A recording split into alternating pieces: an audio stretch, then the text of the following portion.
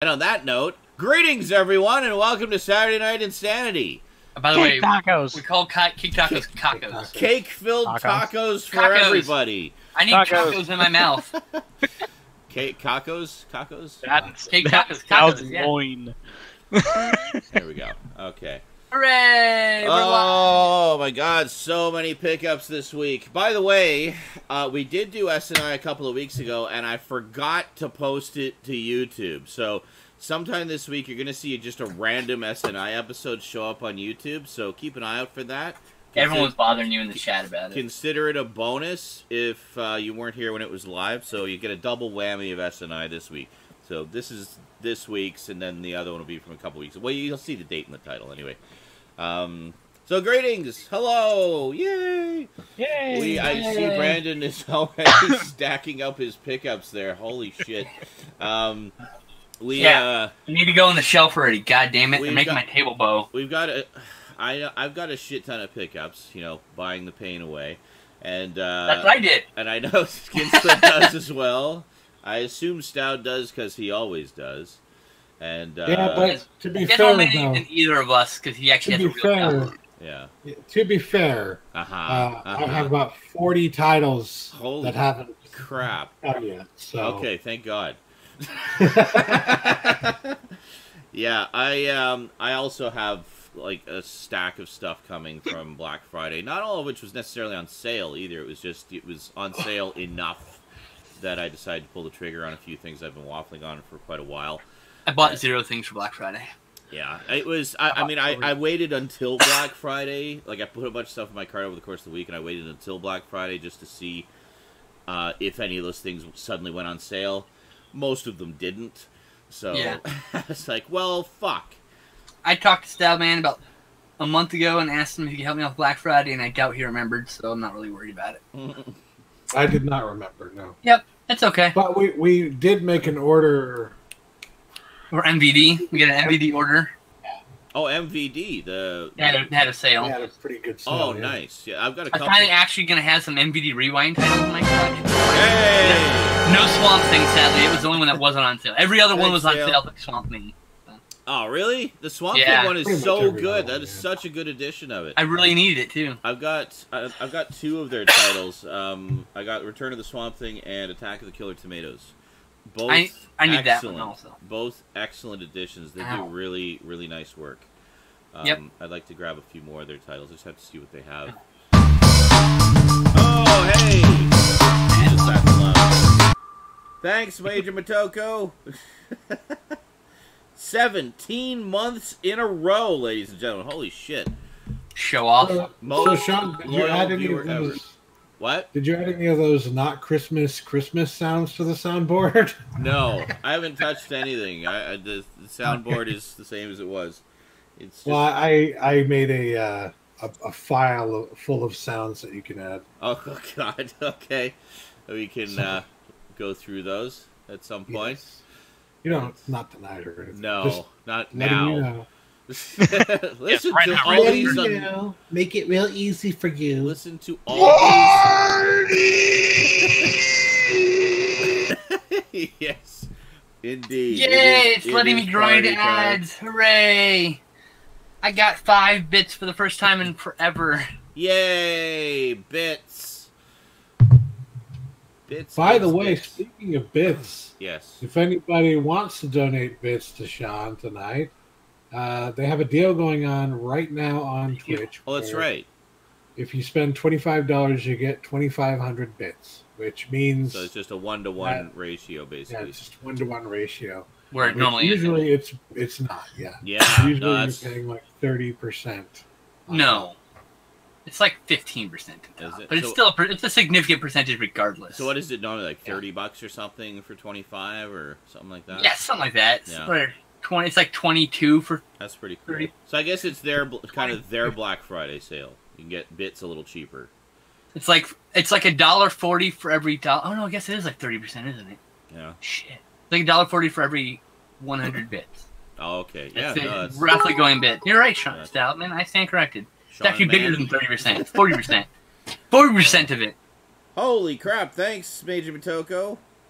There's nothing we can do about it. It's just SNI raises from the ground. Ah! Jesus Christ! Okay. What? Well, you guys aren't hearing the stream. I'm hearing all the soundboard stuff as it comes in. So. Oh. And I think I have my volume a little loud, so it's like I wish there's a way really you loud. I checked the sound for like the 1 second that sound played. I'm like, oh god. I turned the volume. Ah! Oh, okay. Marv I turned a lot of my volumes down too, because I had a lot of ones that were yelling at me. Like, okay, I get it. Yeah. Do we want to just jump right into pickups because we've got a lot? Oh, we got to do something first though. We lost a fucking legend this week, a man who has contributed so much to popular culture and was such a part of so many of our childhoods. Stan the Man Lee passed away at the age of 95. And holy shit, that man lived a life. Like, just amazing. And gave us so much. I know growing up, Marvel Comics was kind of my go-to. No, God! For... No, okay, God, please, no! Steve Carell. No! No!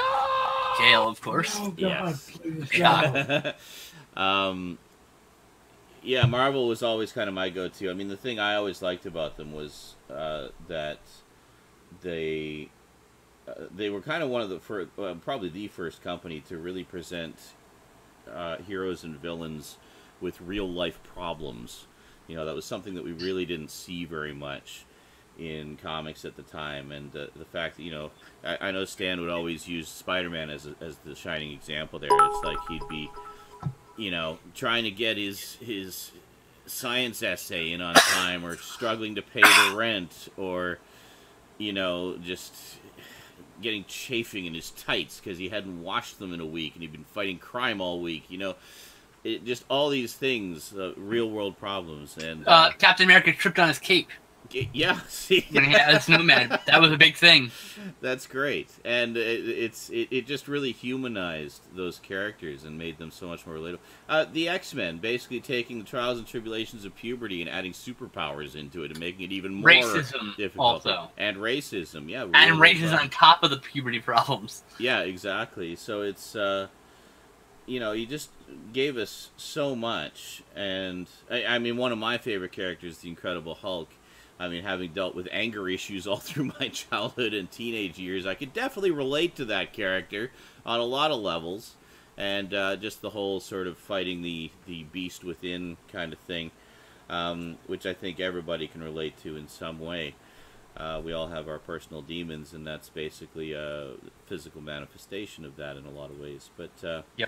But anyway, we were discussing a little bit before the show, just because Stan just gave us so much, and he's definitely one of those legends and contributors to pop culture that will never be forgotten, and will have left his mark forever. As someone who is more eloquent than I has said, the great creator has returned home, and the world is sadder for it. That's right, absolutely. So, much as we have done occasionally with sort of the big movers and shakers of the genre world, and ones that, you know, kind of impact us very personally, we would like to have just a moment of silence in honor of Stan, and we will begin. Hey, listen!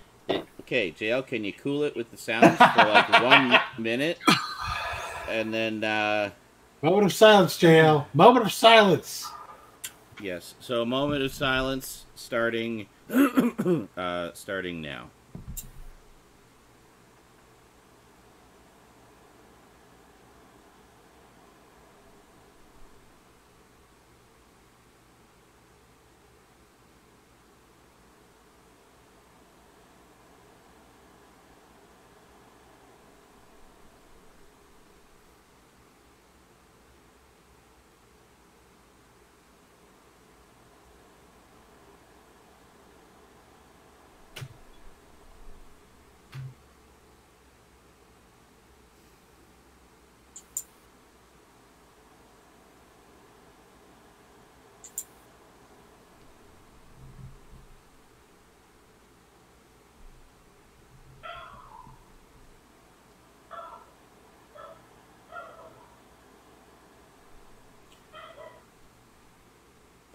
What the That dog has no respect. No fucking respect. No. That's what I'm thinking the whole time, trying not to Dog laugh. must die. Fucking dog. Wow, dog. Thanks. Clearly, you never read a. Ruining. Clearly, you never read a Marvel comic in your life. It's amazing. So thank you, Stan, wherever you are. We will never forget you. Cheers. We got Stanley, Excelsior. Steve Ditko, and is Steve Excelsior. Ditko still around? Oh my god. There were two posts Kirby's about gone. I mean, we've Stanley that really kind of just. I just looked at it and I just go, wow, yeah. The world really just came forward. Like, I saw so many messages from so many like legendary comic creators. famous people, Yeah. everything. Oh yeah. The one that I saw was a gravestone of Stan Lee, and it had Thanos standing in front of it. Oh yeah, I saw that one. And that one, there was that one, and the other one was a big giant full body shot of Deadpool with his hand over his face, and it said the Deadpool's the only character who's going to actually know that Stan Lee passed away. Oh. No, it's because he's the only one who's self-aware. Yeah. That's very true. That's very true. Yeah. And he's gonna, and what I think they should do in honor of that is do a small series where he does know that, and he sees it almost like a passing of like a father or maybe of like God. Yeah. Or something like that, because to him, he's the creator. He's our God in a way. So he didn't create Deadpool, to be fair. He didn't create Deadpool, but he created the universe that he was born into. Yeah, right. It is true. Like he literally created the universe for Deadpool. Yeah. Along with Steve Ditko and Jack Kirby and about 3 or 4 others. Like almost all of them are dead now. I It's know like, it was a pretty small core group that created that initial wave of Marvel Comics. I remember we talked about it on a few occasions. Like, I mean, obviously, Stan Lee was kind of the the ringmaster, but then he's a ringmaster with a bunch of a circus full of artists. I mean, like artists who were also fantastic writers. Like Jack Kirby was also an amazing writer. Like I love his stories. Like when he did his solo stuff in the 70s. mythic quality to all his work. Yes, absolutely. Like, well, you look at the Fourth World series that he did. That one of my favorites. Total sci-fi fantasy mythology. Yep. I need to pick those up at some point. But yeah, it was just a wonderful case of catching lightning in a bottle. Like all the elements were there. I'd say Stan had a very interesting way of creating too, which I don't think has been replicated ever since, really, to any kind of success. Is Stan would talk with his artist about the plot, the artist would draw it, and then Stan would write all the dialogue. Like, oh really? Oh, that's interesting. He would work with like Kirby or Ditko or whoever. They would draw out the plot. They'd come to him. They'd talk about elements they want to add in, and then Lee would add dialogue, which is why that's interesting. What's funny? That's a very Elton John way of doing it, actually. Oh yeah. How so? Yeah. Elton John did the exact same way with his songs. Yeah. He would not write a beat to a song without lyrics. Okay. Oh, I see. Oh, okay. So he would do He would write. He was one of those people, and he demonstrated it in several interviews. Yeah. He would say, "Okay, you have a book. You can take a book," and he would take a random paragraph and write a song that was literally just the lyrics of that paragraph. Nice. Wow, that's kind of cool. That's pretty cool. Yeah, there's basically. I was actually talking about this with somebody the other day who's also kind of into music and stuff, and we were talking about that. How there's a couple of ways you can compose music. Like some musicians like to start with the music, like they have a riff or a chorus or something in mind, or a beat. Or sometimes a beat. The metronome triggers the thing in the brain. So they'll start with the music, and then they'll write lyrics to fit the music. But then others do it the other way around, where they're, you know, you take someone like Leonard Cohen or Tom Waits. I mean, there's no way you can tell me they do it music first. They absolutely do it lyrics first. Yeah. Tom Waits a poet, of course. Because they're essentially poets, exactly. Yeah. So they do the words, and then they find music to accentuate the mood that they want to go for. Some bands go in the studio together and jam out until they find the riffs and they find the lyrics and they find the. Yeah. And like those are my favorite bands. I think the Doors were like that. They liked to sort of experiment and stuff and figure out where they just find the music in the energy of creating. Like Sabaton will write a song. They'll write a song about a specific historical event, and then they'll try to find music that like feels like that period and that place. Mm-hmm. And that's how they craft it. It's just kind of cool. Yeah, no, it's great. But, I mean, that's something that's always fascinated me. Is just the creative process that different artists and musicians and writers and such go through. It's really interesting because no two are quite the same. They might follow a similar kind of philosophy to creating, but everybody kind of has their own spin on it. Some people like to start with a structure. Like some people do figure out the chorus first, and then the rest of the song. Some people write all the beats out for their story, and some people just wing it. And if you can get to the end, it doesn't matter how you got there. Yeah. I remember, well, in terms of writing, I know like some writers really like to be meticulous in planning it out. They have like a story outline, and then they kind of flesh that out and flesh that out. Others just kind of have it all in their head and do it and write it so-called ripping yarn style, where they just sit down and start writing. Like they know where they're going to end up, and that's it. Exactly. Some people don't even know that. Some people are like those artsy ones that like find the ending. Yeah. Ooh. Yeah. I remember there's a few writers I've written or I've read that are like that. I think Stephen King is very much like that. He just kind of has it all in his head and just kind of goes with it.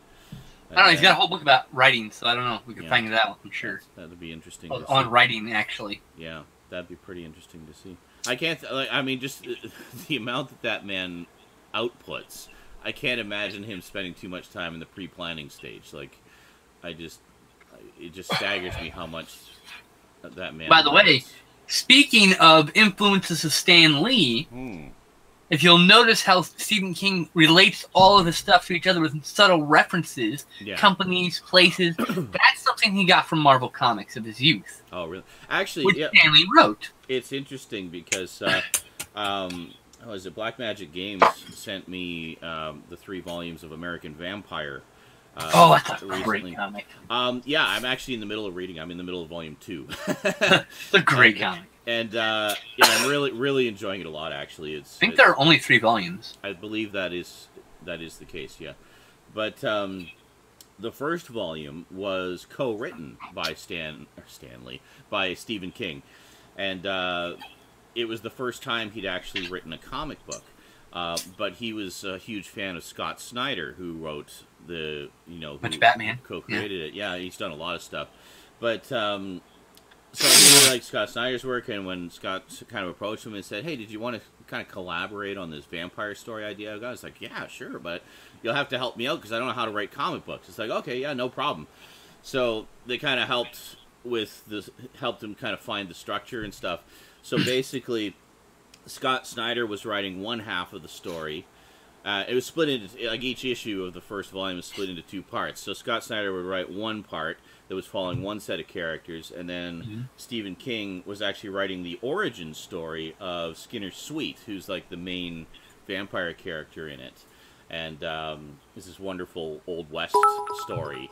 And it was great. And you could definitely tell the distinctive writing styles of the 2 of them, but they meshed very well, I thought. Like, they actually worked very well together. I also agree. Yeah, but really enjoyed it a lot, and am presently really enjoying Volume 2. I'm kind of trying to savor it, because there's only the 3 volumes. But, right. But it's really good. So, anyway, do we want to get into pickups, or do we have any other sort of, big news we wanted to cover first? We got a Lion King trailer. Oh, I saw that. It's literally like the cartoon brought into live action. You're welcome. Thanks, Skinslip. God, I made those sounds really obnoxiously loud, didn't I? You can turn it down, dude. Just open your volume mixer and turn it fucking down. Yeah, I could, but where's the fun in that? It does look great. Not going deaf. That's the fun. The problem with the Lion King remake is that they took out Be Prepared and goddamn. No, they didn't. They changed Be Killbot. Prepared. Everyone's reading that title. That's the title of that fucking article. They've changed Be Prepared. You don't get goose stepping hyenas anymore. Gone. It's totally gone. I'm telling you, that song's probably still in there. Not my Lion King. But also, it's not your Lion King. It really isn't. Hashtag not my Lion King. It isn't technically your Lion yeah. King. It's for kids. I do like that they got James Earl Jones back as Mufasa. That's pretty fucking cool. Yeah. I mean, trailer looks great. Totally. I think he's Like- the only No! original God, cast member, please, isn't he? no! Yeah. No! Yeah. No! But Oh no my one can God, move Mufasa. No! There's only one Mufasa. Like we were saying though, John Oliver as Zazu, like inspired. No, like, you couldn't tell me he wasn't born to play that character. Look at him. He looks like Zazu in a human form. Right now, look at him. He looks like all he needs is beacon. Like, oh, he's fucking Zazu. Yeah. Oh, yeah. He's totally Zazu. Have He's a a fucking fucking motherfucker. He's squawky Ezra. little bird. Yeah, that's totally him. He's totally a squawky little bird. Yeah. All right. So, anything else? No, there's a bunch of things, but Not not really. really. Anything else that we care about? I mean, yeah, there was stuff, but Man, just do the pickups. All right. Okay. I'm sure we'll remember afterwards. We'll probably talk more afterwards. So it's like, For you sure. know. All right. Stoud, what do you got? I'm almost afraid to ask. Okay. First big thing is this. Oh, hey! A 4K Hold on. monitor. You gotta see me waving. Whoa. Hey! Jesus, how long is your Whoa. delay? Where's It's me waving? I want to see me waving on It's your not You're big waving now. screen. You're Oh, waving now, and you're not going to show now you. that you move the camera away, you dick. Perfect. so yeah, so you're just Then- flailing on screen for no reason. Yeah, So good that's job. so that's your first 4K screen, right? Yes, Nice. and that's my 4K player. Yay! Oh, you got an Xbox One. Interesting. Yeah. You got, It's one of the cheaper Xbox 4K you players. got, I see you got one game for it and a stack of 4K discs. Yeah, That's right. here's the games. That's right. It's not here for the games. We- It's a fucking 4K player. It's We just know, cheap. It's we just- know what the purpose will be. It's just that it's nice that it also plays video games. Look, yeah. it's This about the same generation, price. Xbox has Well- become what PlayStation was during the PlayStation 2 days. Mhm, It's about the same Which is- price as a premium 4K player, but also with a game system involved. I mean, Yeah. shit, might as well. for sure. So Just the so one game happens- I got so far. Well, then see, there you go. I was going to say you can get those exclusives. You only want one of those, and that's a rare replay. Oh, absolutely, the rare Yeah, the replay. ultimate edition of Gears of War. Here's- I like Gears of War. I mean, it's Gears of War. It's like, you know, Gears I'll of play it War. once or They did a twice. good job remastering it, I will say. I'll play it once or twice, like the But I do think original. it's funny. I got this Hey, ultra HD 4K Dude, gaming system, dude. and I just want it for this. Hold on. There's one other you need to get. There's one other, and that's Red Dead Redemption, the first one, because that's the only way you can play it in 1080p. is Yeah. the Xbox Oh, One. good It for doesn't actually you! look that much better. I looked it up. Really? Yeah, it really does. I've looked at some streams. I mean, it's basically just a straight up render. It's nothing. It's not like a remaster Yeah. or anything. Yeah. But it does look noticeably better. You know. I thought about it, and I decided I not already to. own it on the PS3. I'm okay. It was only $10 on Black Friday, so Wow. I got it on the PS3. I was gonna play games online, but I had to return my capture device because it was giving me it was stopped What? working. Really? It stopped working. So, Oh. and then I bought comic books instead because I was so annoyed and depressed. So, Some like it hot. Good old Also- Marilyn Monroe. Nice. but so I instead haven't bought. Billy Wilder movie. That's a good fucking movie, by the way. It's fantastic. That's like one of Marilyn's all-time greats. 100% deserved to be in the Criterion Collection. Yeah. And then a movie that's I'm sure nowhere near as good, but I had some interest in seeing it. Morgan. Never heard of it. Oh yeah, I with forgot about that one. $4. Check that one out. Never heard of it. And then the next three titles were, what were they? 3 for $40, I think. Oh wow. I think that's what they were. Yeah. Oh, Dark Dark Knight. Knight. Okay. Right. Okay. 4K. Ready Player One 4K. Oh, that's gotta be beautiful. Still need to watch that. I have it. Oh, I have not it's watched so it yet. And Blade Runner Oh, God, I bet that looks beautiful See, too. that's one I might actually grab just for the upgrade. Can you tell they're miniatures now? I don't know. I haven't watched it yet. Oh, okay. I think, well, the thing is with Blade Runner, they had a lot more pre-production time than most movies do, so I think that's one of the reasons the effects hold up so well, is because they actually had the time to tweak them and finesse them and If you're ever perfect going to them. notice that there were miniatures, it will be on 4K. For That's $9, I got Deadpool 2. Oh, nice. I've got that. I really enjoyed that movie. It was so That was pretty funny. damn good. Yeah. I think it was as good as the first one, personally. But Also for it was pretty $9. close. I think it's pretty damn close. Never seen it. I have not seen The Greatest Greatest Showman is a great movie. Yeah, you and Bluto won't stop singing about it in the chat, literally. It's the story of P.T. Barnum. Yes. With Yeah, but it's Hugh- fucking dramatized and turns him into some sort of hero instead of the Wolverine! It's a I was Wolverine! going to say, it's Hugh Jackman, right? Yeah. He was a huge douchebag in real life. Was he a huge douchebag in that? No, he was the hero, wasn't he? Of course. Okay, Of course. then. Just like the one about the guy who created Mary Poppins. Exactly. this Girl. King Kong Girl, Ultimate okay, Edition sorry. was I think so. $10. Maybe. I I got love it. that last Black Friday, and it was like super cheap. So yeah, good It's stuff. one of my, it's I one of don't my think favorite mine had the movies. slip cover though. You're lucky. Holy shit! Awesome edition. Thanks, And Seth Angel. Didn't know there were 3 of them. Oh, Seth Angel just gifted a tier 1 sub to Michael the Collector. Thanks. Nice. Oh, nice. Thanks, dude. So yeah, that's it. That's all. That's all I got. Okay, good. For now. This ad just showed me a thing about ad blocker. My ad blocker's off. About how I wasn't giving my reward. This is what the ad said. You won't be giving your reward because your ad blocker's on. I'm like, no, it's not. And then I closed the ad and I already got my reward. That's so confusing. What? Has anyone else gotten this ad? This fake you won't get your reward ad blocker ad? I just got that. Weird. What reward are they talking about? It was Like, 10 bits. No, but it just said you won't be given your reward because you have an ad blocker. I'm like, but no, I don't. watching the ads for Yeah. the bits. Gotcha. That ad came up as saying that. Yeah, But when I close it, I still got my reward. The ad is literally saying I'm so confused by this. that's bizarre. Like I said, has anyone else seen this? Garbage Gamer. What do you got? Hi. How? Let's see, where do I start? Actually, I don't okay. know. The beginning. Right there. I'm going to start with the stuff that's not mine, but I was excited to show it because it's Christmas gifts for my family.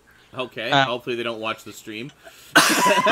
They don't. Okay. The people I bought this for are 3, 4, 9, and 11. Okay. No one's gonna watch this stream. No. No. So, Nobody watches us. Come on. No. so for the Nobody watches. We're just here to feed our narcissism.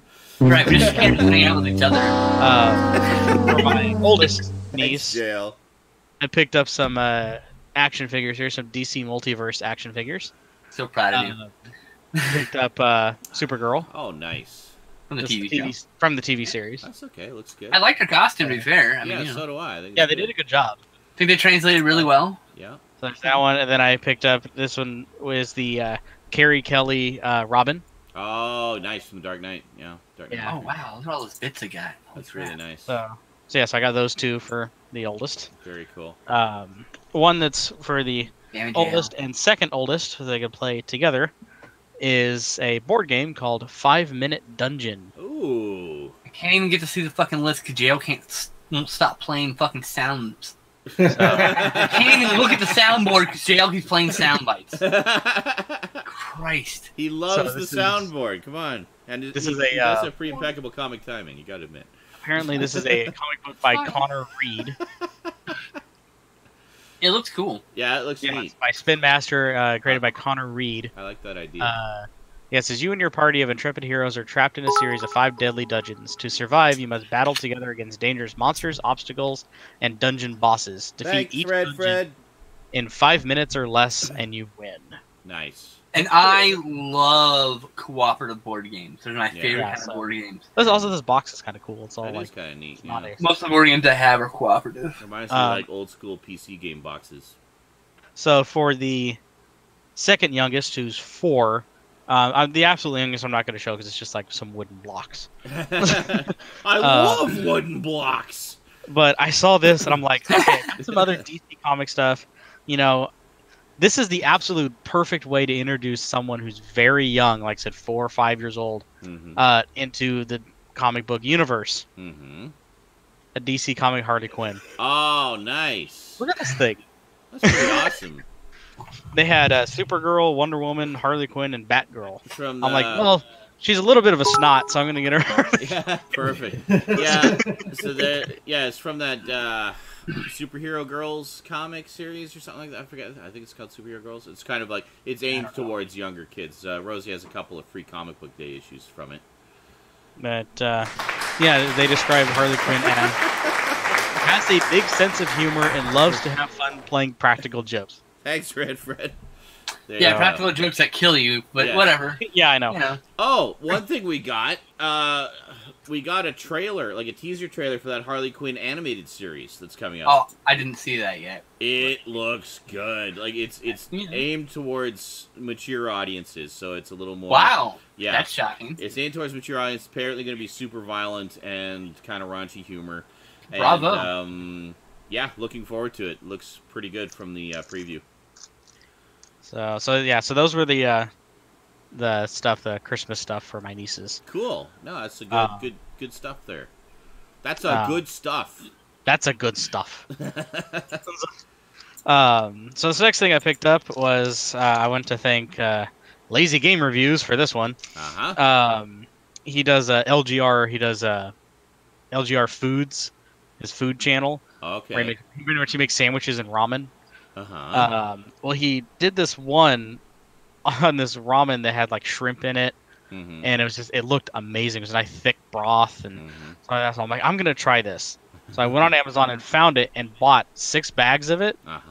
The 6 bags together cost me $22. Holy crap! For 6 bags of ramen. This must be the best ramen in the world. So yeah, so this is Singapore Laksa Lamian ramen. Oh, that looks amazing, actually. There you go. You know, also this bag is like fucking huge. My response to it. Oh, good for you. Good for you. Yeah. So it is the shrimp ramen in a coconut broth. I've already had 1 bag of this. Holy shit. Oh, I've had that stuff before. That's really good. This stuff is really fucking good. That looks good. Like, now, is this the kind that has like the sort of dehydrated meat included? No. Oh, okay. I know some do. No, this is the one where you actually put Weird rubbery. the contents of the little packets that are in it. Yeah. You put that in boiling water first, and then add the noodles. Oh, okay. So, yeah. Yeah, because the dry packet that you put in the water, if you smell it, it literally smells like the inside of a coconut. Yeah. Okay. Like, it's just straight. You smell nothing else except like pure. I think it is like just sweetened condensed coconut milk. Yeah. And some spices, and that's it. And then you add the other powder stuff that looks like, as he says in the video, it looks like ground up carrots. Okay. But it's actually it's a shrimp paste. Oh, okay. So I mean, it could also be ground up carrots, to be fair. I'm just saying, you know. Yeah, it might be. Cool. You never know. But at the end of the day, yeah, if you kind of things. feel like splurging yourself, I'm insane with anger. Whoa. insane with anger. Damn it, Jay. I haven't had that flavor, but I've had that brand before. Yeah, this is a really good brand.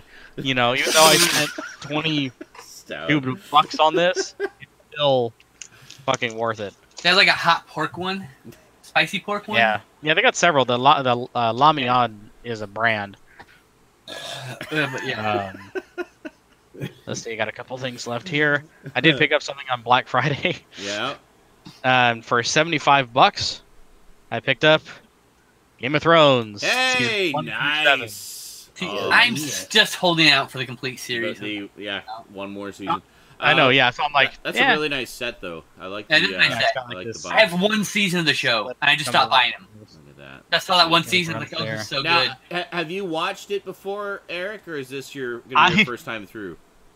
I watched with you guys literally the first episode, and that is it. Oh, dude, I am completely virgin to this series. Oh, Good man. God! Yeah. Just go watch it. Yeah, Don't seriously, binge it all through the coming week, and then tell us tell us how much it destroyed you when we see you next week. That's where that meme's from. Oh, oh God, the pain. Oh, that's why everyone was called. You just be like, oh, you'll like so many things make sense to you now. What? Yeah. What's going on? So, what, JL? What? JL said, "Hey, listen." You know the "Hey, listen" is only for when you need my attention for something. We need a right? sound of Elliot going. There's nothing like that penis breath. Oh yeah. That's why he wanted you to see. Oh, I see. Gotcha. Yeah, Okay. So the last two things I picked up here are a couple. I mean, they're very much related. I will say that they're both by Activision. Both released on the PS4. One came out about a year and a half ago. Mm-hmm. One came out very recently. Uh-huh. And I said, I saw the first one came out. I said, if they do the other one, I will pick them up together. Aha. I presume did the they other did, one. and you did. And I picked them up together. And that is Crash, the Insane Trilogy, and Spyro, the Reignited Yes. Trilogy. I want both of those. So, yeah, I That's awesome. bought these double builds, just bam, at the same time. See, that's something I love that they're starting to do now. We've been saying for ages, why don't they do some of the PS1 stuff? And now they are. They're giving us, like, modernized update, remakes, remasters of some of the greatest PS1 games ever. So there you go. It's fantastic. Yeah, I want both of those. And what I love about this is that they release these as not full-priced titles. Thanks, Drum Mike. Party! The sounds are so loud, of course. I love how every time it freaks you out. I know. Like you're not expecting it, even now. See, what happened was I adjusted my volume because I was watching a Blu-ray that was a little bit quiet, and I have the sound going through the computer because that's just how the PS4 is set up. So essentially, I need to have OBS open when I want to watch Blu-rays. So I had it cranked up a little bit. So now, sounds like that, which are normally loud, are even louder. So it just, like, assaults my sensibilities. But I appreciate it. Thank you, guys. Because every time you scare the shit out of me, I know it means money. So thank you. So yeah, last but not least, after these. And thanks, Red Fred. This was the last pickup That's that was awesome. for me. Holy I shit, do dude. have one more item that I picked up for my sister's entire family, I guess, as you would say it. It's like the ultimate Christmas gift that's apparently going to win Christmas for my family. Uh-huh. I picked up another arcade one-up cabinet for them. Oh, nice. Which one did you get? I picked up the Walmart exclusive Galaga Galaxian cabinet. Yes. Nice. So that's in my dad's truck right now. That's pretty awesome. It's unassembled in my dad's truck. That's a fun one. Yeah. And now, is it just those two games, Galaga and Galaxian? Yeah, those are the only two. Yeah. Okay. Take that, you winged spawn of Satan! Jesus Hello, Christ. Ace Ventura. JL is blowing his fucking load tonight. He missed you, buddy. Spawn of Satan. I think he's been saving up. So his balls of bits are very full. Are we gonna get a return to streaming finally? Well, maybe. I want you to be able to pay your rent, bro. It won't be tonight, but I'm thinking more sort of during the day because I think that'd be better for most viewers, and also just potentially bringing more new people as well. So not so much of the middle of the dead of the night streams, but more. Yeah, I stream basically noon to 9 p.m. You know, like it's a good window. So I'll probably do something like that. At the very least, I'd like to get back to some more Red Dead 2. Because that's fun. Yeah, some of us wanted to see more of the game. I like it. Have you played it while you've been offline? No, I haven't touched it. Oh. I would not do that. If I'm going to play it, it will be on stream. I figured maybe you'd make a separate, like, yeah, I made a new save point. Like, oh, okay, that's cool too. As long as you went back and played the rest of it with us, that's fine. Oh yeah, no, I wouldn't do that. Like once I start, like, I don't care if you still played it, as long as you had the save game separate, you know. Yeah, the streaming game. Like, okay, this is the one where I'm going to fall off my horse a lot. Yes. All right. Anything else? I'm assuming you got other things. No, yeah, that was it. Oh, that was it. Okay, never mind. All right. Here we go. Yes, Almost. This is my turn. The half-size arcade Just cabinet. Yes, do that it! was Make your dreams come true! Yeah. I'm Oh my getting God. there, Drum Mike. Jesus. All right. Okay, Skinslip. I'm almost afraid to see. Okay, so Buying the pain away. I also bought the paint away, but I also sold off every single Silver Age and Bronze Age comic I had. Ah. Gave away all my 90s comics. So that's how you were except able for to the afford to buy the pain away. Nightfall, which I was able to sell Batman Nightfall, which had everything except for 2 issues of. Nice. Did you And sell none it of the like as a ancillary set? issues. Was that? Did you sell it like as a set? Yeah. I Nice. sold to somebody who wanted the single issues and only had a few of them, and had the 2 issues I was missing. Oh, perfect. So they had a few duplicates now, but that's Yeah. not my fucking problem. But they've got I sent mostly them- stuff yeah. they didn't have. Yeah. Exactly. So I had 1 through 20, but I was missing 7 and 15. Oh, okay. And I don't they- remember what issues those And they were. already had those. So, well, And I that's had good. I had none of the showcase volumes. I didn't have Robin 1 or 2. I didn't have Catwoman 1 through 4. I didn't have Oh. Vengeance of Bane. I didn't have Sword of Azrael. I didn't have, like I was missing a whole bunch. What about And I Troika? was Did doing you the have math. Troika? I didn't have Troika. I didn't have Prodigal. Like I said, I didn't have any of the ancillary stuff. I didn't have most of Knight's End. I only had half of the Knight's Quest to Search. I only had half Well, Knight's Jesus Christ, man. Did you actually have any Nightfall at all? I had all of Nightfall, almost all of Nightfall, but I had only chunks of the following stuff. Oh, And okay. I did math on YouTube, on eBay. Yeah. Sorry, there was a YouTube link there. eBay. And anyway, about like getting the missing issues, and the math was like, for like $6 more, I can own the trades. Yeah. So I bought the fucking trades, Yeah. and then I sold my Nightfall issues, Mm-hmm. and I only got like $20 for it. Takes it was up- incomplete, but Takes up less space and it's a little more, easy to read. put in perspective, 50 issues. It's like a third. No, it was a 1/4 the space for Oh, the wow. same number of issues. So oh, like wow. That's quite a ratio. Yeah. replacing 50 issues in a long box, I can fit like 10 volumes in it now. Yeah. It was like, so that's like 3 of those trades, Wow. or 3 of those, 50 of those issues taken out of that long box. I Mhm. can put 3 trades in there. Crazy. So much more room. Yeah. So, anyway, I went on a buying spree. By buying spree, I went on eBay and started buying lots up. Yeah. Specific stuff. Lots Like of I bought New Teen Titans Volume 1 through Nice. 2 George Perez. and 3 Yeah, that's a series I'd like to, 4 holy shit, look at you go. and 5 Jesus Christ. 6 Oh, boy. Here we go. 7. And I got them for $5.50 a volume because I bought it in a lot of 50. Wait, so it was like, what, 30, like not even $40? It was $50 plus $5 shipping. Holy shit, that's It's like a good $6 deal. and some. That is like insanely some good. loose change. Like, those are typically like $25 at least each.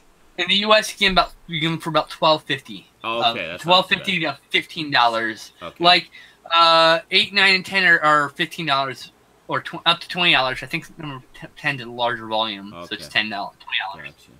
That's pretty cool. So I need to get 3 more volumes, and then by the way, this runs up to Crisis on Infinite Earths. Bam! Oh, really? Oh, that's Now cool. there's a mini series that reintroduces Teen Titans to the universe, and then they continue the numbering with the Titans. Wow, George Perez stayed with it for a long time, eh? Almost 10 years. I noticed. Wow. Fuck, I really need to see that. I love his artwork. So, and this was a really fucking good score, and I'll explain when I'm done. Mhm. This is 8 volumes. Another single lot for $50, $55 plus $4 shipping. So it's almost $60. You got Suicide Squad Volume 1, Nice. Volume 2, Mm-hmm. Deadshot Beginnings, Ah, okay. which takes place right after Volume 2, Yeah. Volume 3, Nice. Volume 4, Nice. Volume 5, I'm sensing Volume pattern, 6. pattern here. and Volume 7. Volume 8 comes out in February, and that ends the entire run of Nice. this version of Suicide Squad. I have like one single issue of that, and it may be issue 1 actually. Yeah, well, there you go. But And then this right here is the good deal. yeah. Because this came out right after Suicide Squad was announced. Mm-hmm. It's been out of print since shortly after that. Okay. So it's like $30 online. Mm-hmm. $20 if you're lucky. And this is in this lot, which I got for $50, which means I got these for peanuts. Yeah. $2 a volume. That's pretty essentially. awesome. Yeah. So it's the only reason why I got able to get such a big run is because I bought them in a lot. Yeah. No, you definitely. Otherwise, I'd be like, here's volume 1 and 2. You definitely like, got some good deals there. What I didn't buy in lots: Dark Knight Detective Volume 1. Oh, nice. Dark Knight Detective Volume 2. That's the newish one, isn't it? Yes, this is all collecting his post-crisis stuff. With Norm Breyfogle. Oh, he was such an amazing artist. I don't think he's with us anymore. Caped Crusader Volume 1. I have Caped Crusader Volume 2. It comes out later this year. Now, all you need you need second chances. So you get second chances as it was year 1, second chances. Then it goes year 2. This is it happens right, like it's not really in that order, but that's when they were released. I remember year 2. And then you've got all these Death in the Family, and Lonely Place of Dying. Lonely Place of Dying. Yeah. Then these and those aren't interspersed with these. Yeah. But these are all the other issues around all that stuff. I was actually looking at Lonely Place of Dying. I was looking to get some Batman stuff as well, and that one's been out of print for ages. It's actually, if you get the hardcover edition of the new edition of Death in the Family, it's included in that. Oh, really? Like the deluxe edition? Yes. That's if you look cool. at the collection volume, it's actually got 8 issues in it. It's got those 4 and Death in the Family. Oh, okay, that's cool. Because one's in Detective and one's in Batman. Right. Right, and so and most of these trades are either Detective, like these, or either Batman, like Crusader, and they collect comics from this run, and you're supposed to like. Thanks, Jail. Volume 1 of each, then Volume 2 of each, then Volume 3 of each. You know. Yeah. That's how they're supposed to be if you want them in chronological order. Yeah. And then I'm hoping that they do, much like how they've been doing with some of the other sets, that they do like a Bronze Age Batman collection. This isn't Bronze Age though. This is actually post-Bronze Age. I know, but I would like to see a Bronze Age. Age. They do have collection. Bronze Age Batman collection in the pipeline. They've got a bunch of Bronze Age stuff coming out now. Yes. They have Bronze Age Justice League about to hit, so it's all coming. Good, so. good. Because I will definitely. It's all pre-crisis stuff. Because I'm really, really eager to really dive into the '70s era, which is when we got the dark Batman back. Yeah, it says Batman 400. No, it was no, that was the new one. That's the beginning of post-crisis. It's Batman 200 is when the new gritty Batman shows back up. Nice. Neil Adams' introduction to the series, new line series. Neil Adams, yes. He had previously been doing about a year on Brave and the Bold, in which, if you want to, that's also been collected in the Neil Adams collection. That one they're starting to put out. They actually do have some Bronze Age collections of that, which Neil Adams volume, Legend, Tales of the Batman, Neil Adams, and volume 1 and 2 or whatever. Those are which are looking. And Gene Colan. Yes. That's the era you're talking about. That's correct. Yeah, because that's what I remember. I have a few like random issues from it when I was a kid, and I remember looking at them in later years and like, "Fuck, this Batman is awesome! I want to see more of this."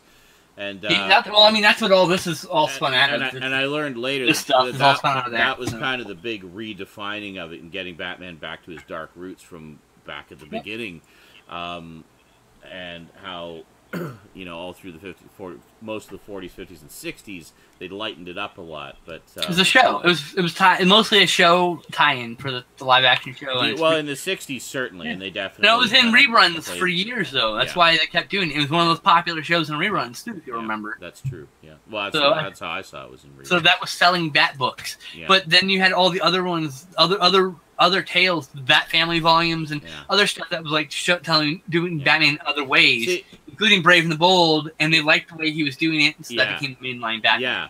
See, it was an interesting dichotomy for me because as a kid, I was growing up in the early to mid 70s, and so I would watch the 60s show all the time, and then as a present, like birthday or Christmas or something, one of my relatives bought me a bunch of Batman comics. So I was like, oh, Batman comics, and then I was reading the comics, and it's like, wow, this is like really serious compared to the show.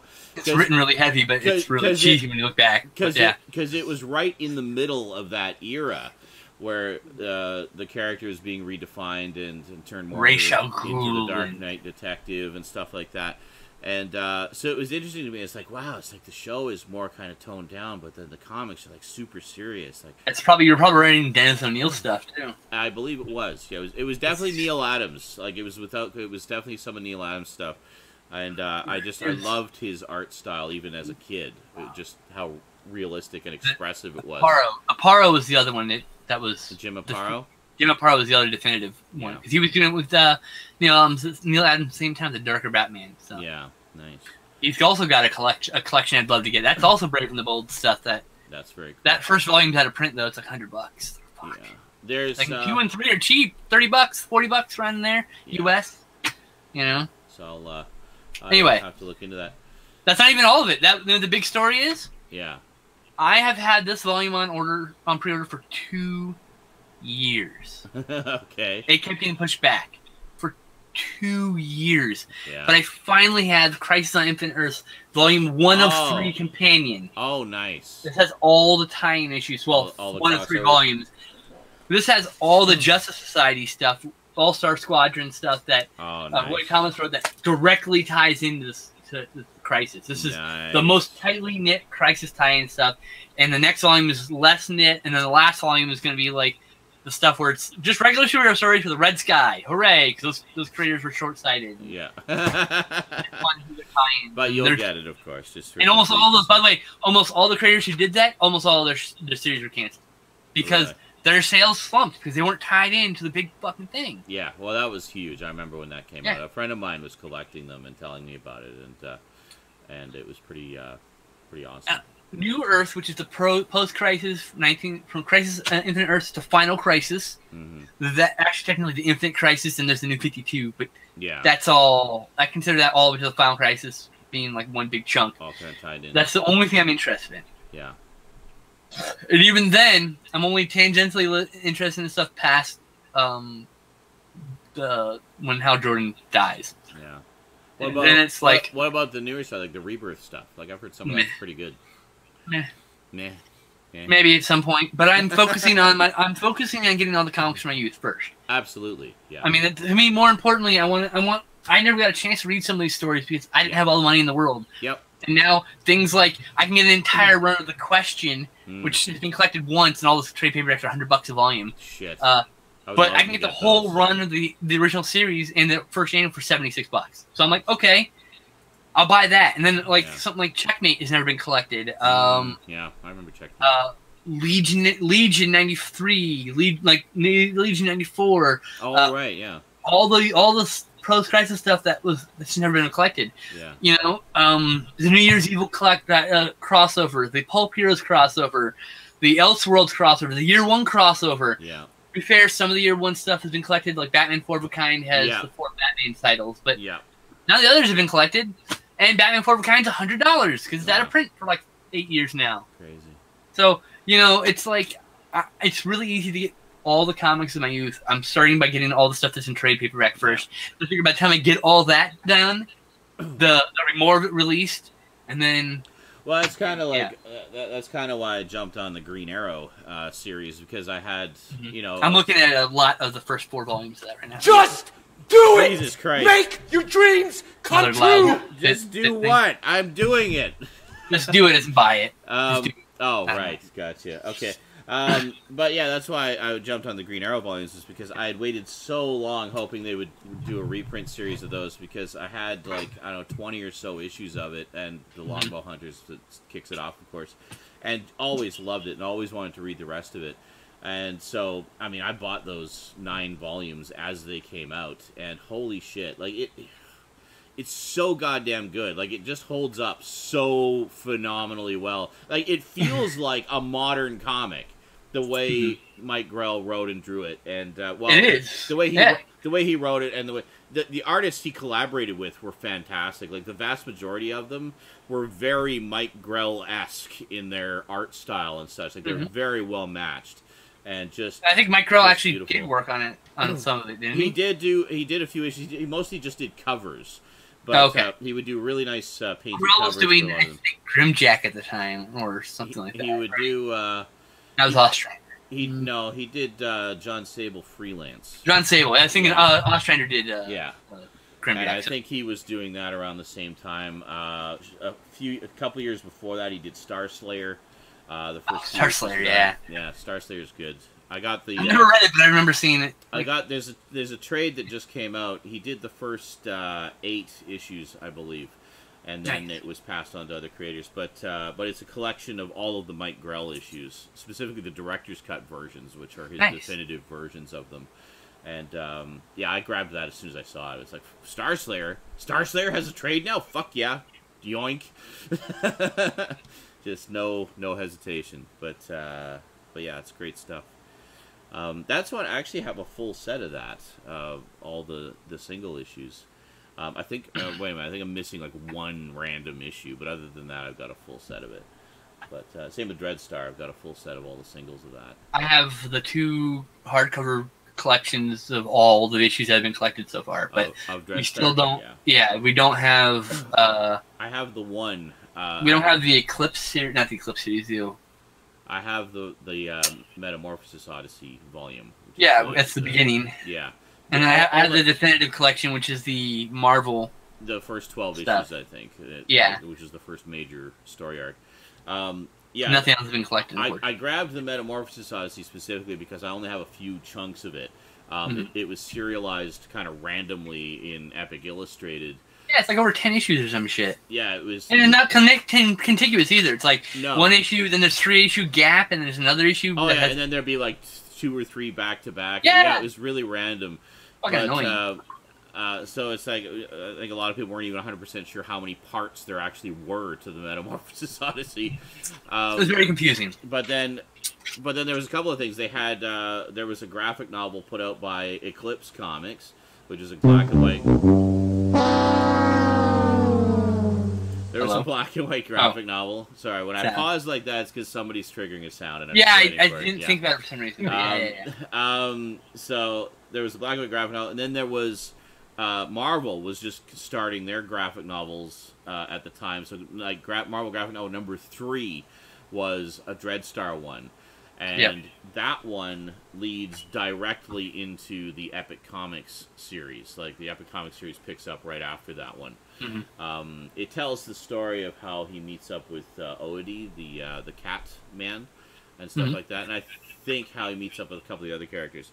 He meets Suzigi in the Eclipse graphic novel. That's kind of his backstory.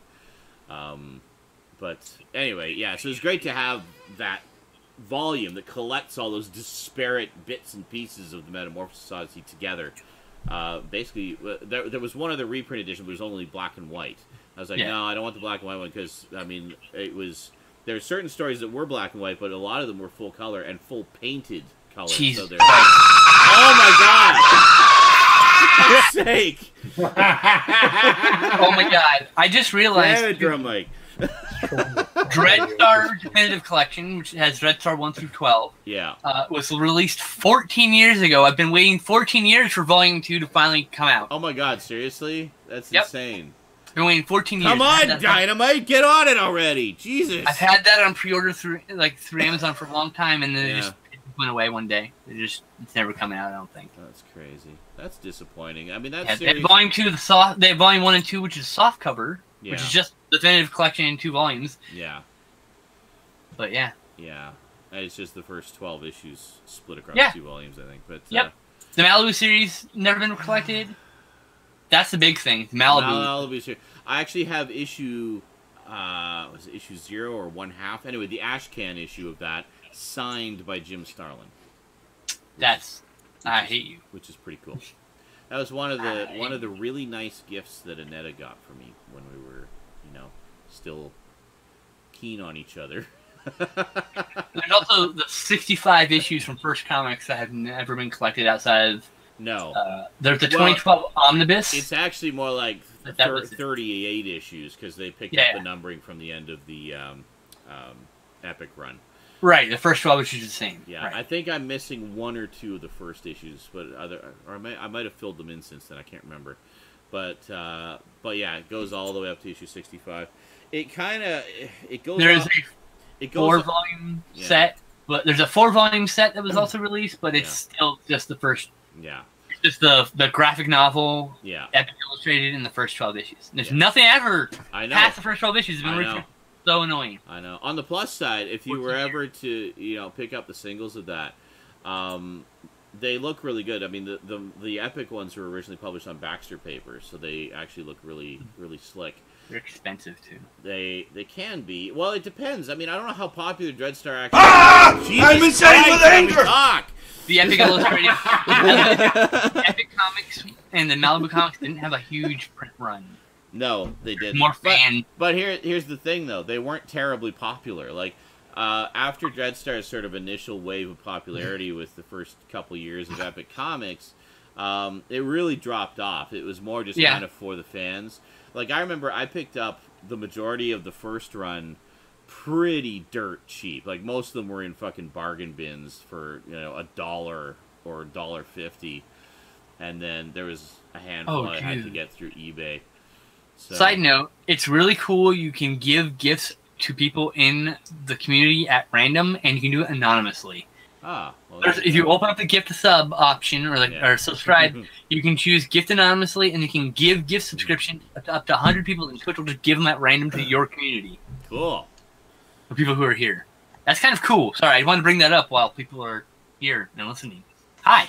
No, Michael, you are wrong. Says, what's with TV shows and dream sequence episodes? I feel that's jumping the shark. Same with musical episodes. Lord. No, dude, have you ever seen Twin Peaks ever in your entire life?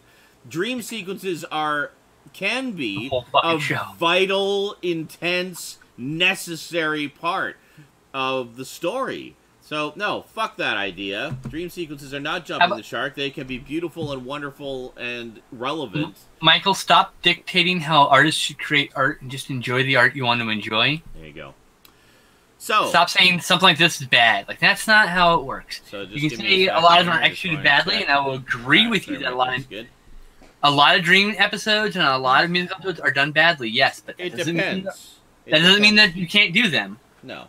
Buffy did them just fine. I mean, I love dream sequences when they're done well, and something like Twin Peaks does them extremely well. They can be a great way to foreshadow things for the characters, or to give them portents of doom and such. I mean, or to mislead the audience is my favorite way. Or mislead the audience. There are so many legitimate creative uses of dream sequences. Okay, let's carry on with pickups here. I got quite a stack. I'm done, so it's all you. I figured. So I'll start off. I went to the used bookstore recently, picked up a few more goodies. So this one, I'll start with this one. It's kind of random. I just saw it on the shelf, read the back. It looked good, had a cool cover, some cool sort of 70s sci-fi. It says, it's a super space thriller in the Star Trek tradition, but it's not Star Trek. It's just basically another sort of space saga type thing. Uh-oh. It's Beyond the Galactic Lens. No, it's not a Lensman one. By Gregory Kern. So, I don't know. It just sounded cool. It's fairly short. Sounds like it's cashing on Lensman a bit. I don't know. It's only 150 some odd pages, but it sounded like a good kind of, rollicking space adventure. I love pulp novels. Oh, yeah, so do I. Thank you. Thank you very much. And next, you're another one to make Skinslip jealous. I have, from July 1993, Battletech, Blood of Heroes. So this is the, I believe, the 9th book. No, it's the 11th. The 11th Battletech book ever. I checked, it's not actually part of the Kerensky trilogy, but it definitely seems to be around that time period. It takes place shortly after the assassination of Melissa Steiner. So, I think it is around that same time period as the Blood of Kerensky. Oh, alrighty then. But basically, yeah, anytime I go there and I see a Battletech book, I just grab it. It's like, fuck yeah, Battletech, awesome. Because those are hard to get. Super fucking hard to find. Yeah, like some of them are really, they haven't been in print for a while, so even under the MechWarrior name or anything, but it's especially cool to me when I find ones under the original Battletech name, which is cool.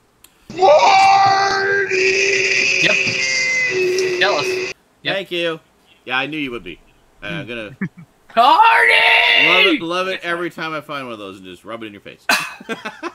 If I ever find any duplicates, by the way, of ones I already have, I will grab them for you. So I will keep an eye out for those. Oh, well, thank you, sir. Absolutely. And then next up, I'm not 100% sure if I don't already have this. I'm pretty sure I don't. But this is the one that actually kicked off Del Rey's ongoing series of Star Trek books. We have their novelization of Star Trek the Motion Picture.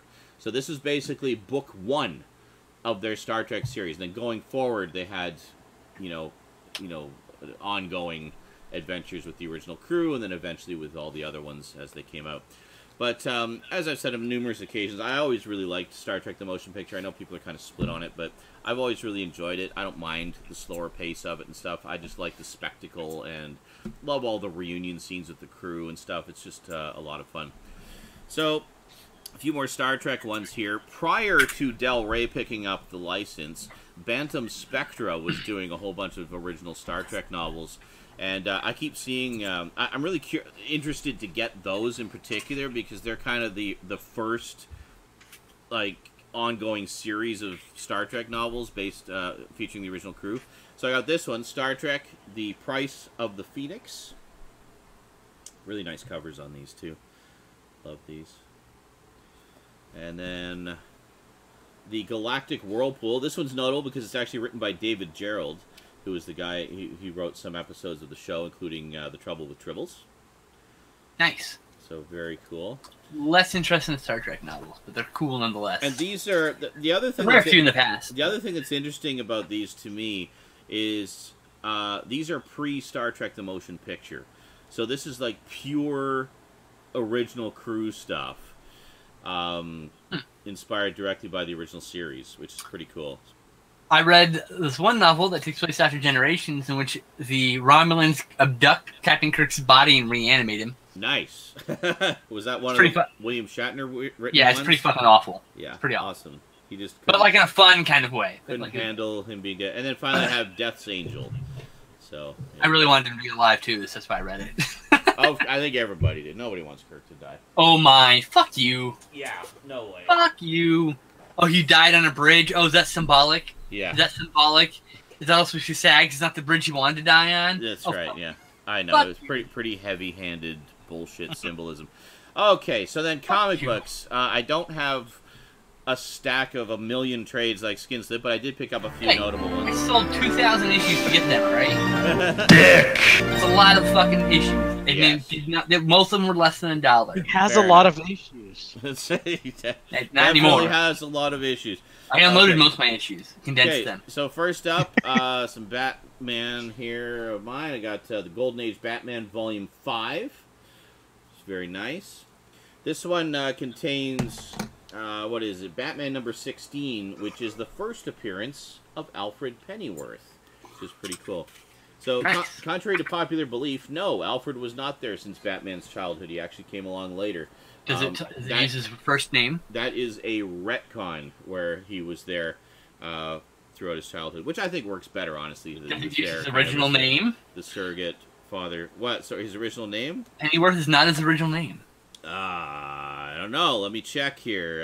Is it right at the beginning? I think it's right at the beginning. Batman number 16. Okay. Let's see. It might take a moment. The Batman issues were kind of thick. Let's see. Where is he? Where are you, Alfred? Just trying to find Bruce and Dick at home. Alfred! Where are you, Alfred? His name? I haven't read it yet. Alfred! Does anybody know in the chat? I'm waiting. If anybody know in the chat, go ahead and say in the chat. His name is Alfred. No, his name is still Alfred. His last name's different. Alfie? No. His name's not Alfred Alfie. Alfred Alfie. Holy shit. How long This is some deep knowledge. This is really deep knowledge, okay? How long are these Batman issues? And they may have actually... Hold on. The story that introduces Alfred is called Here Comes Alfred. Okay. Yeah. Hang on a second. So here we have Alfred. He's basically doing a bit of detective work there. Let's take a look here. So what to do? Batman number 16, by the way. That's the one I'm looking at. This is Batman number 16 right here. Okay. I'm just looking. Where does he say your name? God damn it. Say my name. Say my name. Its last name's not said in the first issue, I don't think. Seriously? God damn it. All right, here you go. It's Alfred Beagle, by the way, son of Jarvis Beagle. Oh, okay. Okay. Little known fact, and those are all technically Earth 2 stories. In case you're curious. Robin, Deeply Dead. Earth 2 is where all the Golden Age Batman stuff sits, in case anyone's curious about that. Like whole designation. And I'm talking about the original Earth 2. There's a new Earth 2, which is not the same thing. That's a whole different Earth 2. That's Earth 2, Earth 2B, if you will. It's interesting. The way Alfred appears in this also, he's kind of this portly fellow. Yep. He's not the sort of more correct. More stately. Alfred Beagle is, in fact, always depicted as fat compared to Alfred Pennyworth. Interesting. Yeah. That's like Alfred. I just totally fucking went real deep knowledge there. Yeah, interesting. Okay, that's very cool. I see. That's one of the reasons I enjoy going into those, because find out the things you didn't know about the origins, right? And speaking of diving into the origins, one of my favorite characters, picked up Volume 3 of the Incredible Hulk Epic Collection. So this contains Tales to Astonish numbers 97 to 101, and then finally the Hulk is back in his own mag, picking up the numbering from the end of Tales to Astonish with number 102 to 117, and annual number 1 of the Incredible Hulk. And it also has material from Not Brand to number 9. And there we go. It's very cool. Oh, I should tell you, the Batman one here, it contains Batman numbers 16 through 20, the Batman stories from Detective Comics number 75 through 81, and nice. World's Finest number 10 and 11. So I just want a collection of the World's Finest comics. I don't give a shit about the Golden Age Batman. I've read and I'm good. I've read it once. It's one of those things, you know. Fair enough. Golden Age stuff's not something I love. I enjoy Silver Age when it really starts taking for me. Yeah, I mean in terms of the quality, definitely. But I just find the origins fascinating, sort of seeing the evolution. Oh, yeah. Especially with something like Batman, where it's just become so iconic and so ingrained in our popular culture. It's fascinating to me to see where those things started, and sort of how they evolved. And he uses a gun in his early adventures. She shot the Joker. Oh yeah, it was issue up until the introduction of Robin. Kills the Joker in the first appearance. Up until the introduction of Robin, and even the first Robin story is actually really fucking dark. Oh yeah. And then apparently the story is supposedly it was at the insistence of DC that they lighten it up, that it was just because it was too dark. Yeah. But they were afraid they were going to get in trouble. But what is it? It's like Detective Comics 27 through 37. Batman is this solo, dark, merciless vigilante avenger of the night, and it's awesome. Absolutely. So next up, you knew I was going to get this one eventually. We got the Bronze Age Swamp Thing, Volume 1. Love Bronze Age Swamp Thing. Oh, God, yes. So good. I love it so much. I've got 3 issues here. I'm really hoping because they put out the omnibus, of course, and I worked it out. It would take about 3 volumes like this to cover all the material in the omnibus. I'm really hoping they put out all 3 because I'll be buying a copy, so you guys should do. That's the Swamp Thing that inspired the movie. That specific one right there. This exact one right here. This is it. The original Len Wein, Bernie Wrightson issues. And if you read those early issues and, Swamp Thing versus Anton Arcane and stuff, and then go and watch the movie. In fact, even some of the side characters are straight out of or were right from the movie. Like, was it Ferret? Yeah, Ferret is in the comics. Ferret was the guy who was sort of the lead commando guy working for Anton Arcane.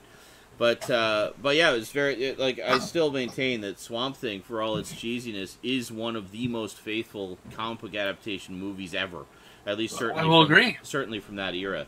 It's definitely 100%. It's like 70% faithful. It's pretty good. Really theme, the feel, the characters feel like and act exactly like the characters that are represented from the comic. Oh yeah. And the characters that are an amalgam of other characters from that comic work really well. I think they amalgamated the right characters together. I think Yeah. So, give me the time. All right. Anyway, so next up, Blu-rays. decided to get a. There was a few kind of horror ones that I'd had my eye on for a while, and I thought, shit, I should get these because some of them are collector's editions, and I may not be able to get the slipcovers and stuff if I wait. So went to Sunrise Records, which at first I thought was gone because I went to the normal location of Sunrise Records, and there was like a fucking clothing store there. I'm like, what? No! Oh, no! So then I was about to just leave and go to Walmart, and it's like, you know what? Let me just check the map. I'll check the mall map, because I hadn't been there for a while. And thank God it's not gone. It just moved. It moved to a slightly smaller location, which, again, does not bode well. But everything was there. So I went, it's like, okay, I definitely got to like spend some money here now, because these guys are, got to support the physical media dealers. And these guys are really trying. So, again, they had their wall.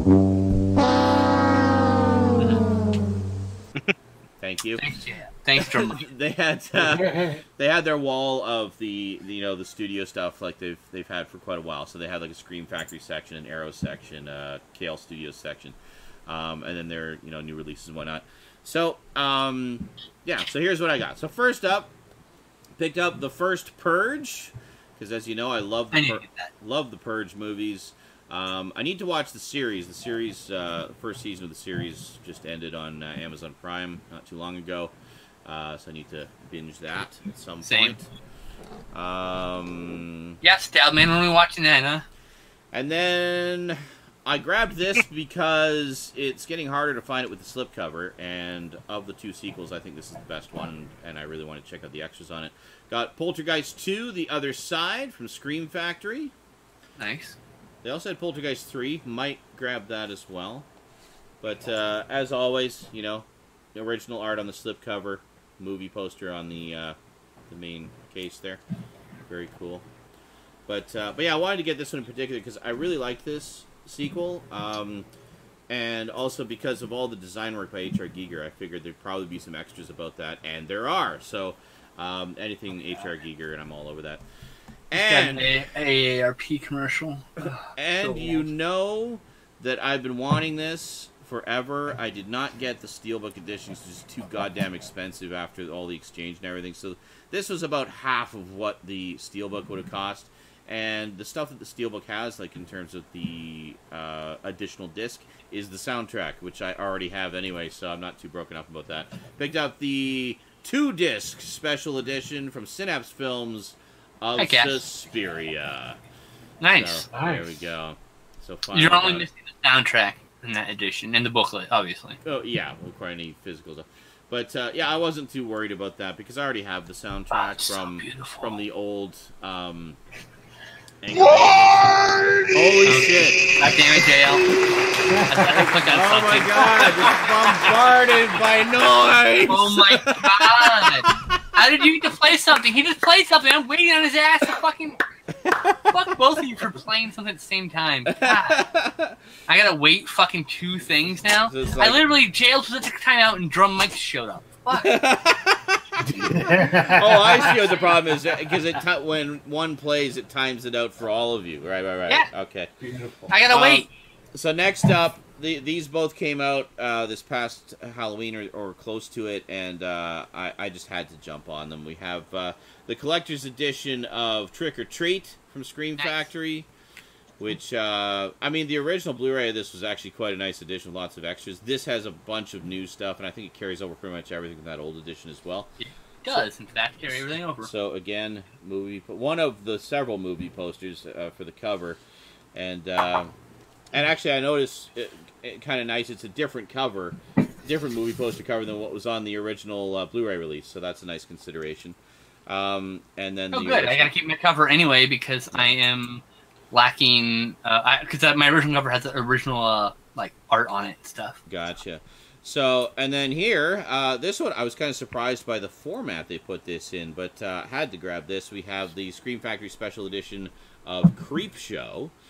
And of course I'm short on bits. Fuck. And I thought it was just going to be like their regular special editions in a slipcover, but it's not. It's actually in like this Arrow-style hard box, which is kind of cool. It's very nice, and it comes with this big booklet. And that's the limited edition. That's not everywhere. You got a limited edition, dude. Sweet. Original poster art on the box as well. And actually, I'll show you here. Interestingly enough, it is a reversible cover, and on the reverse they have artwork that looks like the comic book of Creepshow. So you can actually have it look like the comic if you want. I need to get that because it goes right next to my Creepshow 2 from Arrow and worked really well with it. Yeah, which I missed out on, and it's stupid expensive now. But it's just Creepshow 2. Yeah, I'm not too broken up about it. Creepshow. It was like $40. I was like, why did I buy this? I mean, it's okay. Honestly, like I think it's a decent. The raft. I paid $40 for the raft. That's really what happened. The raft is good. I like the raft. The killer oil slick. I like Chief Woodenhead, but it's fucking racist. Let's be honest. And the other one's like sexist or some shit. I can't remember. Just some awful things happen throughout the whole thing. It's just I don't even the remember whole movie's fucking problematic. Apparently, yeah, I remember the raft. It's a raft. I guess someone gets like raped or I remember molested or something. I remember the raft and Chief Woodenhead. I don't even remember what the other story was, but yeah, I remember thinking it was okay. But I mean, I definitely prefer the first one. The first one is a fucking masterpiece. Yeah, so, yeah. Okay, so next up, I figured I should get this to round out the collection. I got the Blu-ray of Batman Beyond, Return of the Joker, which is very, very cool. So I will eventually get around to watching Batman Beyond. And you knew I was going to get this. I got Constantine the movie, City of Demons, which is great. I love how Matt Ryan basically is Constantine now. Like, anytime they do anything Constantine, they immediately get Matt Ryan. He genuinely loves the role, too. So. And it really shows. It really shows. I mean, when you see him in interviews and stuff. My question is, look, they have all these audio adventures. He's so good. Why aren't they doing that with all those audio adventures? Why aren't you just animating them and releasing animated movies? I don't know. Doctor Who. That'd be cool. Like, you've got all the audio, all the sound effects are laid down. All you gotta do is animate it. Yeah. Well, I mean, you literally have everything. It's expensive. Not anymore. Animation. Well, just export to Korea like everyone else is doing. DC's doing it just fine. Anyway. Next up, as you know, I got the anime series a while back on Blu-ray. Really glad I waited to get the movie because the previous Blu-ray release of the movie was very bare bones, apparently, not very good. This is the one to get. I saw one copy left at Best Buy and snapped it up. We have the Steelbook. Dick! Beautiful. Way to just kill my showmanship. My favorite part is that you're annoyed, but you're also like, hey, more money. Well, I know. It's such a conflict. It's like, I'm so irritated that you're giving me money. And your irritation just feeds them. I know. Like, so they do it more. I'm irritating him. I will do this more now. My viewers are assholes, and I love them all.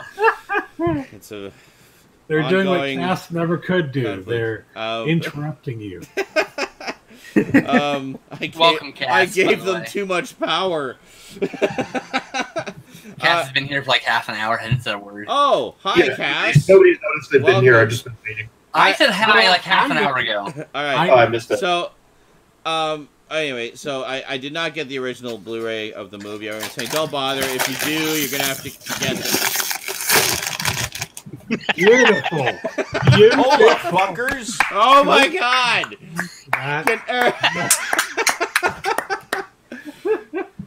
Yes.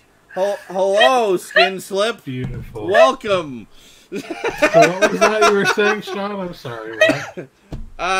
Fuck you all. I got Cowboy Bebop the movie. the Steelbook.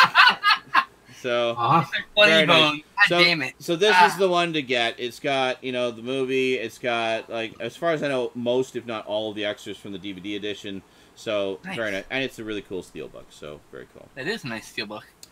Next up, I was talking about this to someone the other day, and I was like, I should really get this. This is a long past time that I got this. So I checked on Amazon, see how much it was going for, and it was like half price. It was like $50, normally goes for like $100. I was like, fuck yeah. Clearly, this is the time, and I need to get this. Picked up the complete series on Blu-ray of Sherlock. So there you go. Finally. Nice. Yes. So it's all 4 series and the Abominable Bride special. Thank you. Thank you very much. Thank you. Thank you.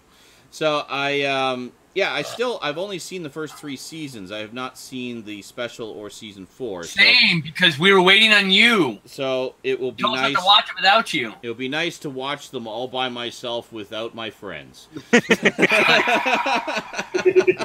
Fuck you. Me and Scott watch without you.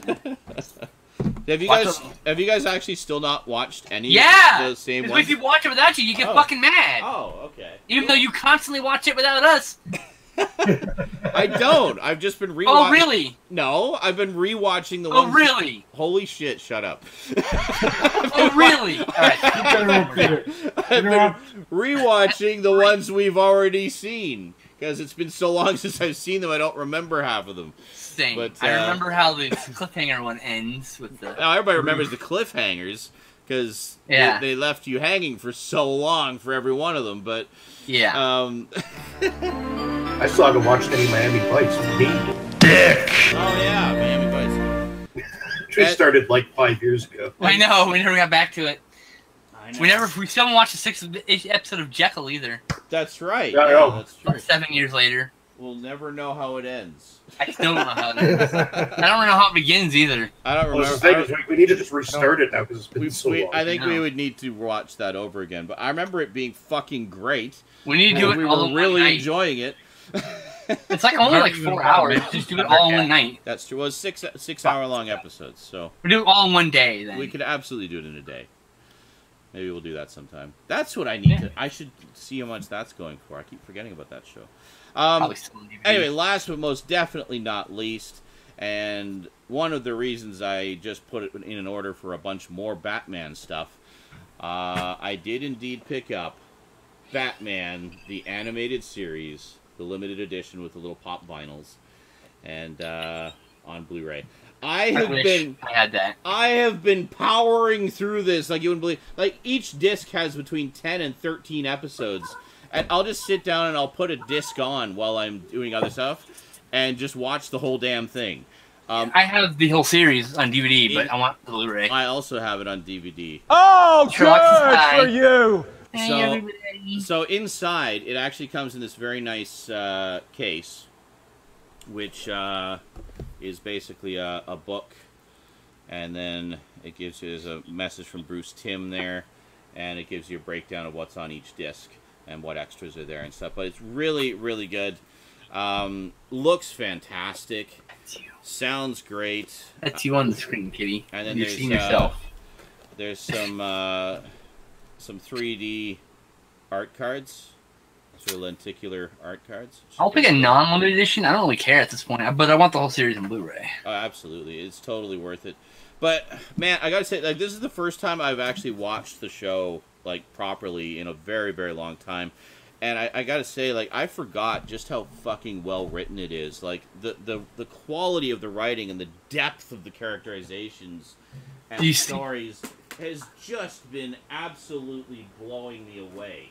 The amount of Dennis O'Neil inspiration in that show is fucking mind blowing. After going back and reading a lot of Denny O'Neil books. Oh, it's great. It's like mind blowing how much of that mythology is built by him. And I think that's everything.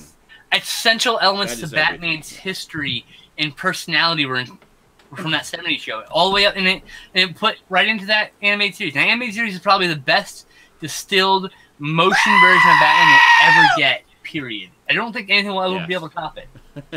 None of the movies can seem to do it. None of them. I agree. Yeah. No, and the ones... Not even Tim Burton's. Tim Burton's is a good movie, but it's just not as good as the animated series when it comes to capturing. And to be fair, they took a lot of inspiration, like visual inspiration, style inspiration from Tim Burton as well. Of course. But it is a wonderful distillation of so many aspects of Batman. But in particular, you definitely get the 70s series vibe. The thing that's interesting about it is that you get the 70s vibe from the stories and the characterizations and such, but with a visual style that's... I just love the fact that it's impossible to date when it is.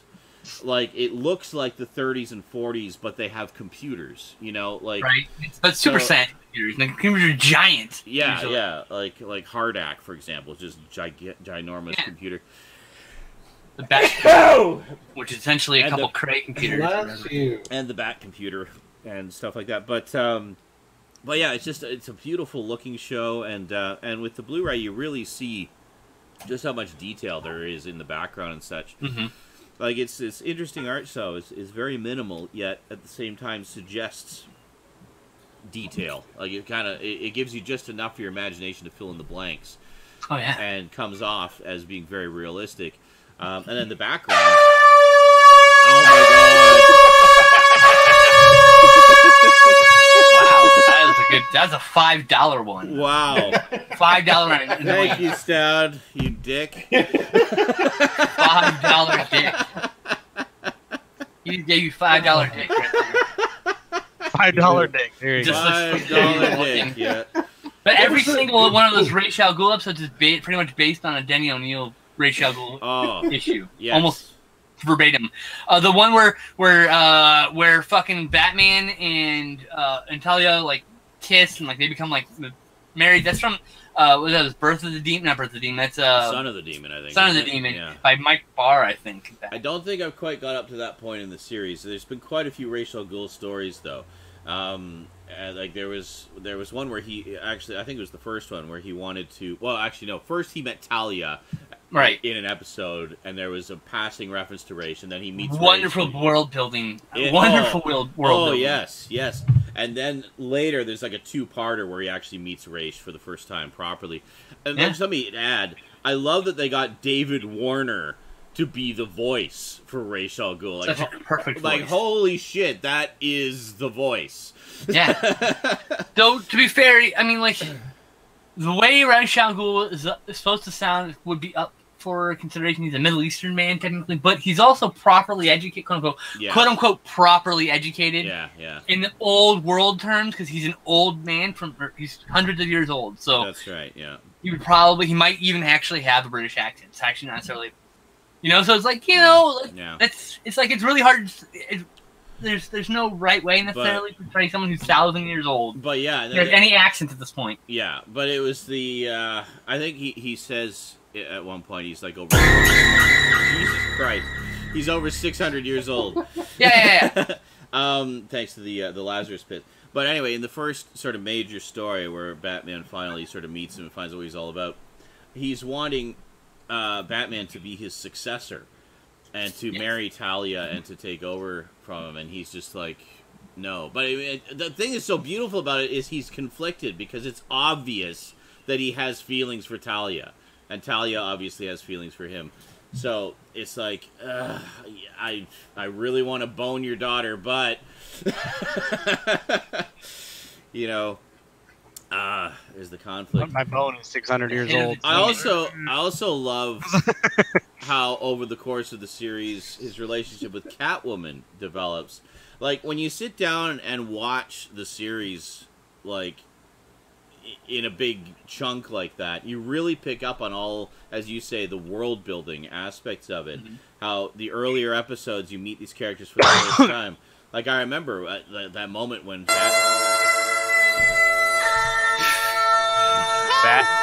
Oh my God! Seriously? $10. You got $10. You got $10. Take your complaint and shut up your ass. I know.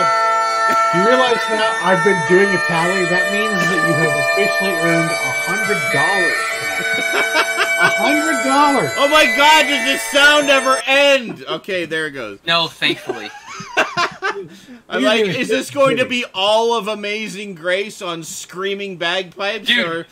On my channel, I have Friends Forever. I've got like 2 full minutes of Friends Forever on my channel. That's one of the sounds. Nice. Think about this for a second. Like, to earn $100, most people have to stand behind a checkout counter for 8 hours going, this like, is true. Would you like to try our product of the week? Would you like to The try haters come trolling. You got $100 Jealous just haters. you got $100 just for being annoyed. Actually, to be fair, those people paid $100 for being annoyed also, to be fair. Yes, but they're annoyed for 8 hours and have little control He was over it. He's annoyed for like 8 seconds. He just needs crushing depression for weeks on end. It is funny, though, of course, because I don't have the audio from the stream running. I'm just listening to the Hangout. Oh. So I just keep, every time I know there's a sound, I'm really sure it's all like, Oh, good! is going on? What even is that? I don't even know what that sound is. That's two sounds, Ogre Freeman and Body Snatchers combined. Okay. I forgot that one was even on there. There's two things happening at once. I just hear, oh, good for you.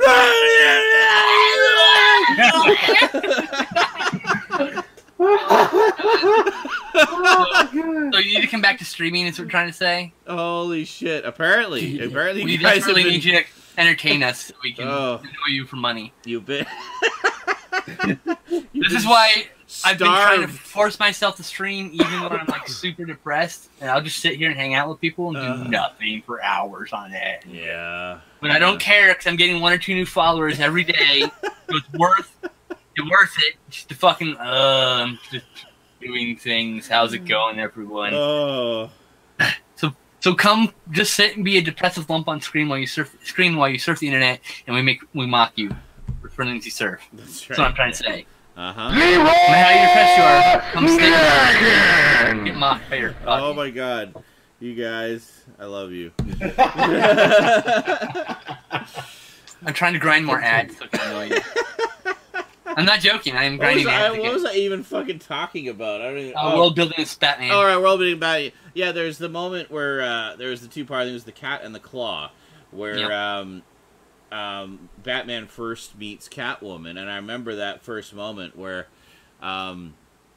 it became apparent that they were going right back to the beginnings, where Batman spots her just finishing up a burglary, and he's like looking at her through his bat binoculars. He's like, "So, Gotham's new cat burglar is a woman." And that's where it began. That was when he first set eyes on Catwoman, and like just how that relationship has developed over the course of it has been absolutely beautiful. I mean, there's been episodes where they team up to deal with some common threat to the city and stuff, and their feelings for each other just deepen very clearly and obviously over the course of it. But I just love the dichotomy there, where it's like, well, she's a criminal, and he's dedicated to stopping criminals. How do you reconcile that? Like, can you reconcile that?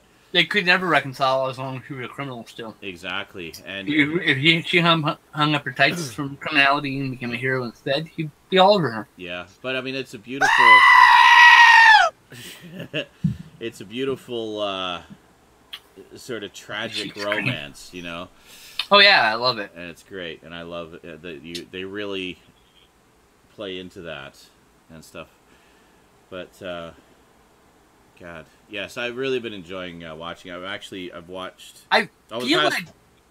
The past few days, I've actually powered through the entire first season of 65 episodes, and I'm almost halfway through the second season of 24. So, as far as I know, I think that whole romance between Batman and Catwoman, I think that starts with Tim Burton's like overtly sexual moments, and doesn't really get solidified until this animated series. Because I don't remember ever reading Catwoman, and Batman like hooking up. No, outside, but, I mean, I would say it like Golden Age and Batwoman. Yeah. Him and Betty Kane, or I would say it kind of started with the 60s series, actually, because there's not like the live action. You mean? Not like an overt romance, but there was definitely some flirting going on there. Okay, and then Tim Burton accentuated it, and then turned it the into animated something series more. Solidifies it. And now it's a thing in the comics too. Oh my God! In Batman Returns, I love that moment where Bruce Wayne and Selina Kyle are dancing, and she says the line about mistletoe. It says mistletoe is deadly if you eat it, and then Bruce Wayne says a kiss can be deadlier if you mean it, and it's something that they said to each other previously as Batman and Catwoman. And it's like that moment of realization, and they both look at each other like, oh my God. And then he just like kind of pulls her close, and she's just like, do we have to start fighting now? It's just such a cute little moment.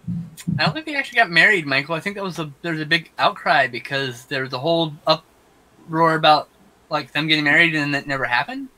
I don't know. Well, there's a volume of the new Batman called The Wedding. I know, but if I was right to remember that wedding actually never happened. I don't know. And fans were pissed, like all over the internet. I remember reading about, but maybe they fixed it. I heard about it. I didn't really look into what was going on, but love me some Batman. So I've actually got a bunch more Batman stuff on the way in the mail. It just put me in Batmania mode again for the first time in a while. Me too. Yeah, I noticed. So, yeah, so I've got a few other things, a few other,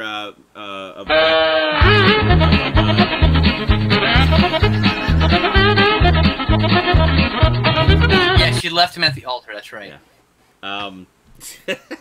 So I got a few more of the Batman shows on the way that They didn't get married. They teased it.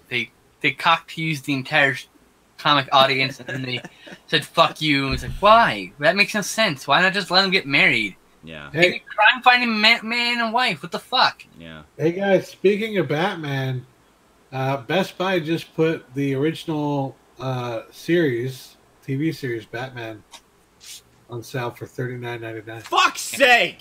I can't afford it. Oh my fucking god, are you serious? Yeah. Literally last night, I finally pulled the trigger on it on Amazon. $90 fucking dollars. Fuck you, Best Buy. Just fuck you. God damn. I regret ever fucking working for you. I wish I could afford $40. Like, I literally wait this long, finally pull the trigger, and literally the day after it goes on sale somewhere else. Well, too late. It's already shipped. It's done. Damn it. Fuck's sake. Son of a... Could you link me to that, Stout? I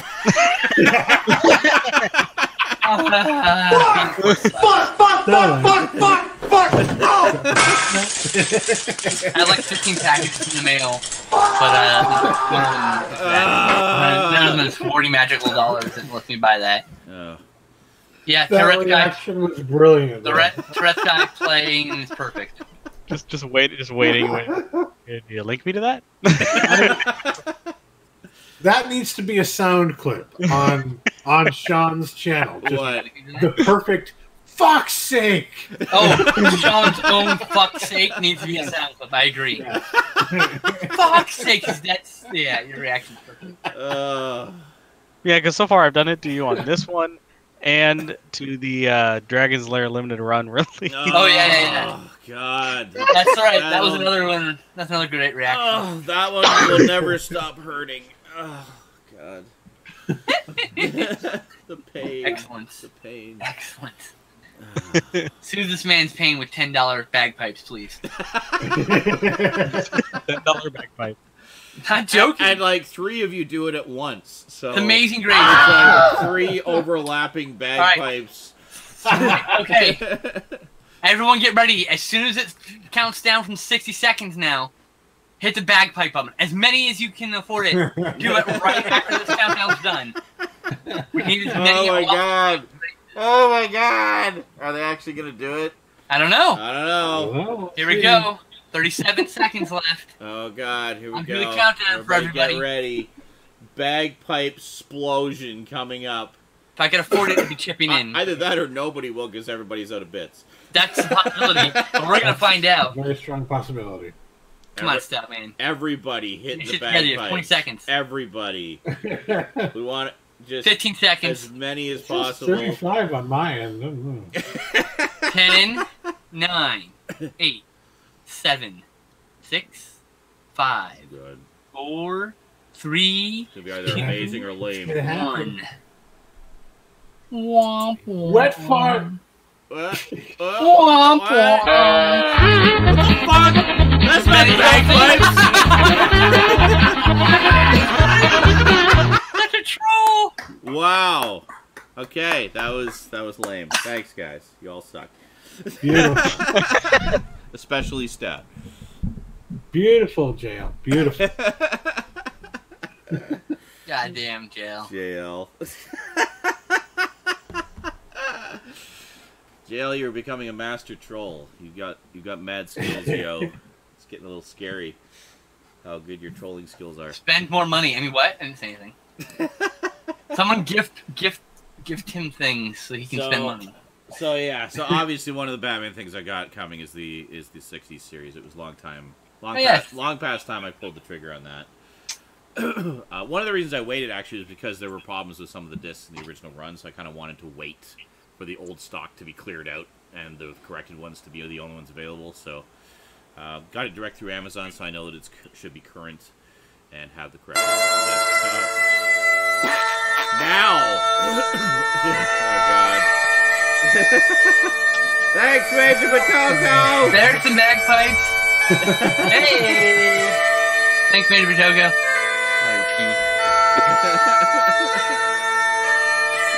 It's beautiful. At this point, you're probably like 150. I can't hear you. It's too much the bagpipes. Okay, now I can hear We could you. be saying it. Oh, damn it. What? I was going to say we could be saying anything we want to about you. Cool. So yeah. So anyway, I've obviously got that coming. Got a couple of other Batman shows on the way that I don't have yet, and some comics that I wanted, and just Batman, because Batman. Also Batman. Yeah. Like, And Batman. what the fuck else? I've got like two stupidly huge orders of stuff coming in, full of things I've been waffling on forever. So, yeah. I'm insane with anger! So loud. Yeah, so overspent, but, buying the pain away. And just glorious entertainment and escapism. Huzzah! Must escape. So the only thing is, Canada Post is still kind of on and again, off again in the middle of a postal dispute. Love how that's right around Black Friday. Great. Yeah. So the stuff I ordered last night, the estimated delivery was like December 3rd. Like, great, so much for 2-day delivery. But hopefully I'll be pleasantly surprised and they'll show up sooner. And then the other one should be hopefully by next Saturday, so next SNI, and we can go from there. So yeah, good stuff. Yeah. Batman. Yeah. Yeah, Morgan says you're lucky you're getting stuff through with the rotating strikes happening. Thank God it's ending soon. Yeah, I don't know if they're still striking here. It may be elsewhere in Canada, but because I got mail all through this week and a couple of packages and stuff. So some of them are coming from courier services too, so I have to keep an ear open for the phone. But yeah. Yeah.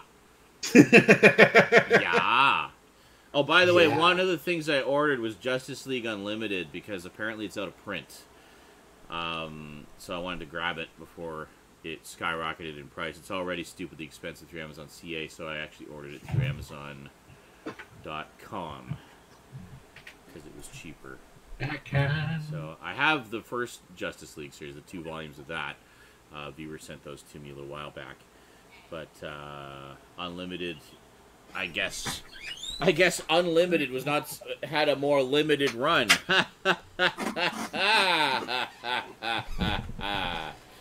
I should have waited until Brandon was back to say that. What? What you gotta wait? One of the things I ordered was the Blu-ray set of Justice League Unlimited because it appears to be nice. It appears to be out of print. So okay. I wanted to make sure I got it. I don't know if you were eyeballing that one or not. But... I wonder if we'll get a limited edition, collector's edition of all of the Justice League, just like they did that man. Well, what? I don't even know what that one was. Oh, holy moly! Apparently, Major Motoko just tipped $15 trillion US. Thank you. $15 is a lot of zeros. Yeah, that's a period, not a comma. Oh, Not a damn. period, not a comma. There's a lot of zeros for that period, though. In some cultures, a period is a comma when it comes to money. Yeah, So True. Oh, so That there is you go. true. there you go. So But it does say apparently, USD, to be fair. I am set for several lifetimes and several generations. Thank you, Major Motoko. Apparently, Streamlabs now measures your donations down to the billionth of a cent. Apparently. $15,000 would last me about a week. I'd buy so many fucking comics. Oh my god, yeah. Well, first thing I'd It'd be do, gone. I'd buy like a house, and then I'd just... $15,000 isn't buying you a house, dude. Oh, I thought I said... No, I was saying things. It was actually like 15...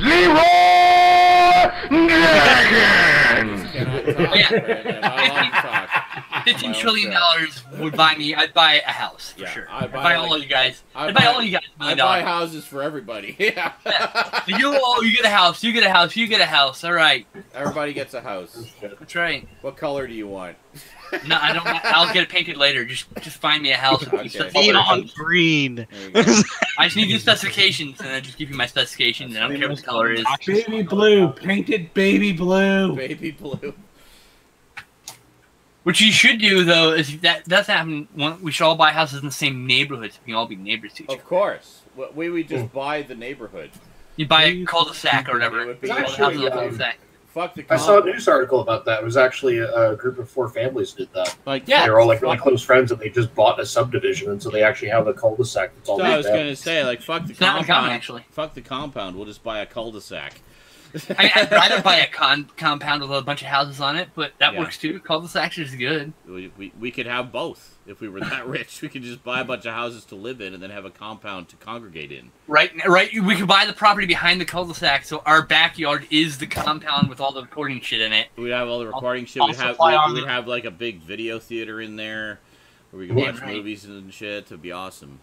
We have a parking I'll lot, so we populate can the actually arcade. have like people come and come We would see have- movies in our theater. We would have an No, the parking lot will just be all my cars if I was a trillionaire. That's right. We would have an arcade full of all the best classic arcade You'd games. have a parking garage next to it for your Yeah. cars. Yeah. This is the multi-story with all of my cars. All this That's his car cavalcade. This is Castland. Gasland.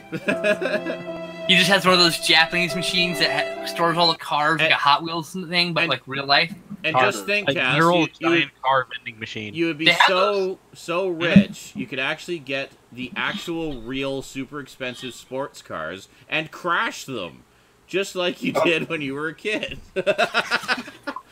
I could, like, actually rip the doors off. That's right.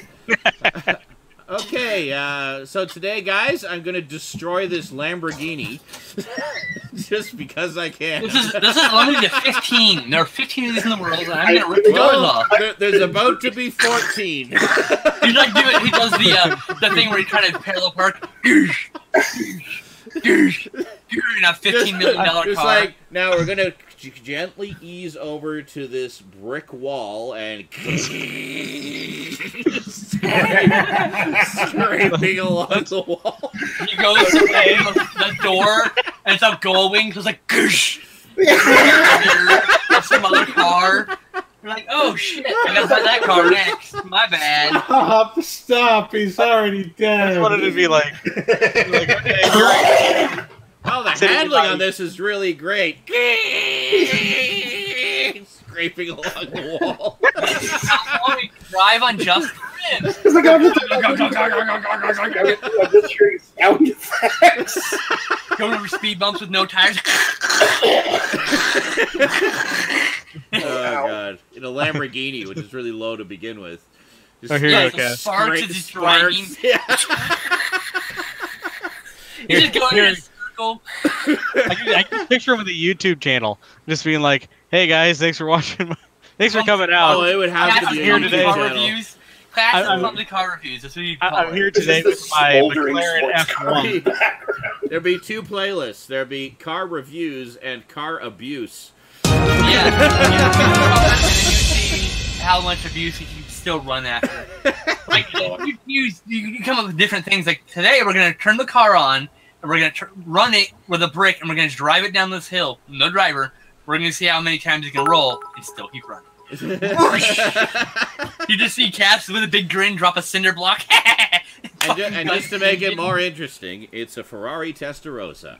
And you'll notice I already ripped the door off on this one on accident for safety reasons. Already ripped the door off. On accident.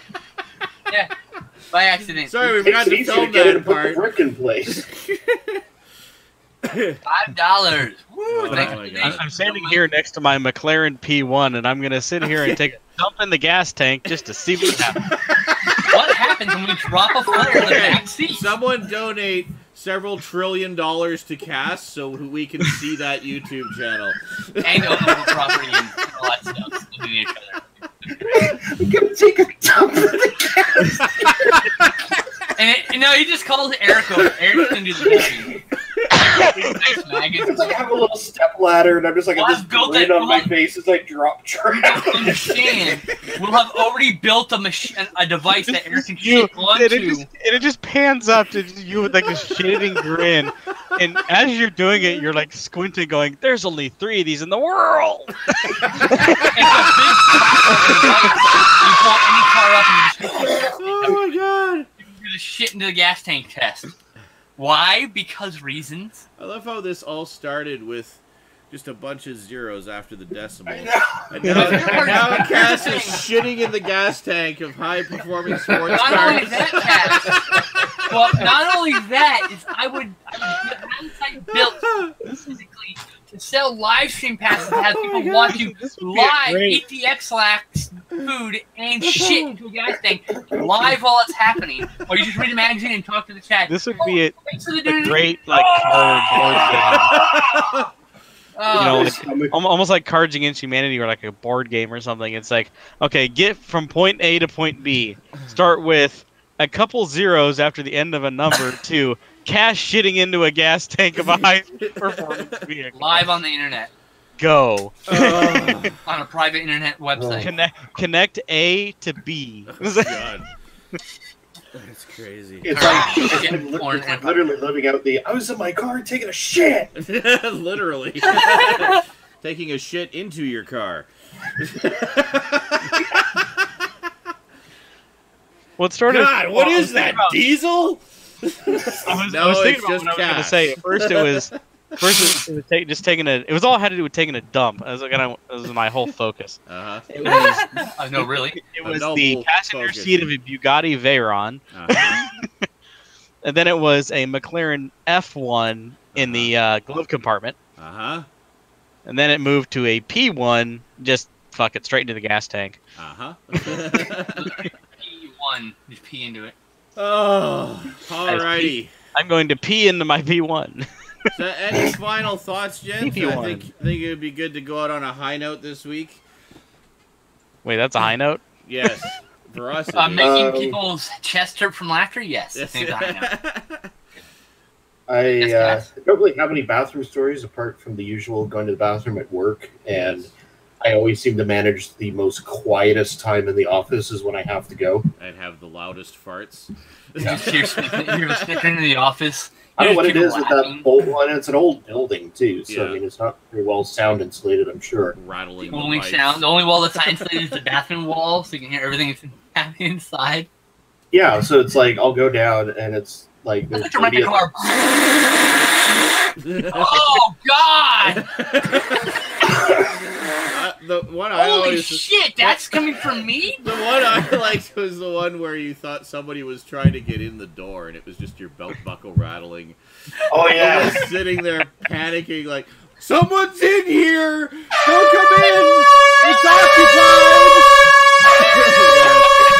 That actually happened again recently. My belt kind of dragged on the floor, and I remembered that. Like you just picturing the camera pulled way back and like just the door there. It's like someone's in here. Don't It's come not in Schneider. here. No one Like, around. even like within 50 feet of the door, they're all like at their desks. The crazy person all alone in the The awkward bathroom moment panicking. when... Oh, no. I was going to say the awkward moment when, Cash, you're doing that, and all the security camera footage has audio, and you're the only person in the building. I'm trying You're like, to take a dump here. Go away. someone's in here, don't come in, and you're just the only person there. It's like scanning through all the cameras. There's just fucking no one. Well, no, the other part when we originally told it, where I told you it was when I stood up that it was making that noise. Oh. So Sean's like, "Don't come in! I'm wiping my ass." That's good shit. Literally. And then suddenly I walk out and I'm needing to go to a disciplinary meeting because. God, that Marv scream is so loud. Go turn it down. No. No. Turn from 100 to 80. No, Hardly I notice. enjoy getting angry about it. Did I freeze? Hold on. So apparently I froze. Oh, you did. Hold on. You look very nonplussed about the story or what's happening. Right You just look like What? You look like you're taking the shit. You look like you're taking a shit in the gas station. I'm tank taking right a now. shit in the gas tank, yeah. You're a guest performer on the shit in the gas tank show. But it's annoying because like I'll try to like mitigate noise when I go, but then the thing I've learned is that just prolongs the occurrence of the noise. So it doesn't really help anything. It's Or like rather just just have noise louder. Well, yeah, exactly. It's like rather than just one quick fart, get the noise out, done. Yeah. It's like just slowly dragging the noise on for several seconds, and I'm like, this isn't any better. No. Instead of making the noise 1 second, you make it a minute. Just clenching and slowly leaking. Echoing. Oh, I remember what it was Bowl. actually. Oh, wait till Sean comes back. I'm here. My sound alert. Oh, broke. wait a minute. Hold there on. it is. Sorry, I'm here. I forgot Oh. that it mutes when I do that. Okay. I had one, and also like I try to time it so there aren't like people around, because right where the washroom is, it's right where the hallway is to the back door, Yes. like going to the car wash area. So, like if I can hear somebody coming up those steps outside or something like that, like I'll hold on a second or something. But so I don't know what happened, but I completely mistimed it the other day. I went to go, there was a slight delay. And then, right as I heard the door opening and somebody standing right outside the bathroom door was when the loud fart occurred. Oh, great. Perfect. So it's like I was hoping to try and time it so it happened before, but it's like there was lag in my ass. I try to wait until there is someone standing there. Yeah, but you're just a troll. Because I realized later in life that being the farter is not the embarrassing part or the awkward part. It's being the person standing in the washroom, hearing the fart, and then trying not to snicker. I just fucking laugh. Who gives a shit? That's the difficult part, because most people Just let it won't. go. Most Just laugh. people won't. So I'll try to wait until there's someone there, and then just let her rip. But it's true. I mean, you're just you're sitting on a toilet doing a human function. Like it's Exactly. not really I don't give a illegal fuck. or immoral. It's what happens. But Yeah. I will laugh my ass. I've laughed out loud. And it is in the completely appropriate place to be doing that. The first thing you gotta realize is who gives a shit someone thinks you're a fucking child. Who cares? Yeah. You don't true. make your money in a fat or normal way. You don't have any fucking facade to keep up. So This the next is time you're in your true. bathroom and someone farts, just fucking uproariously laugh and embarrass that person. You won't be embarrassed. They're the only ones gonna feel embarrassed. Either that or they'll start laughing too. Which is even better. Which is even better. Because There's a fucking story for you. I laughed. He laughed. I was like, good. That was a 10 out of The 10. toaster dude. laughed. I shot the toaster, and it was a good time. Yeah. Exactly. yeah, it's not like one of those inappropriate times like Mom suggested that time when she was scolding me about farting at the table, I think, and then just completely failed as a parent. So for those, First of all, shame on you for having a body function you can't control. Yes. See, God, So- that's such my- bullshit, by the way. I remember hate that. Mom and Dad were always Yeah, saying, "Don't people- fart at the table." So I would Get up and walk away. I would feel No. the fart coming on. I would basically just get up and run out of the room, but I would always push to try to get the fart out just before I went around out the door. So I'd technically be farting in the dining room, but it's like I would be off the hook because I was making an effort not to be there. yeah, If you had a dog, the best part, my favorite thing to do was, we had a dog. And I said, no, man, it wasn't me, it's the dog. yeah, So when the dog's classic. eventually Mom caught on. Oh, yeah? It's like...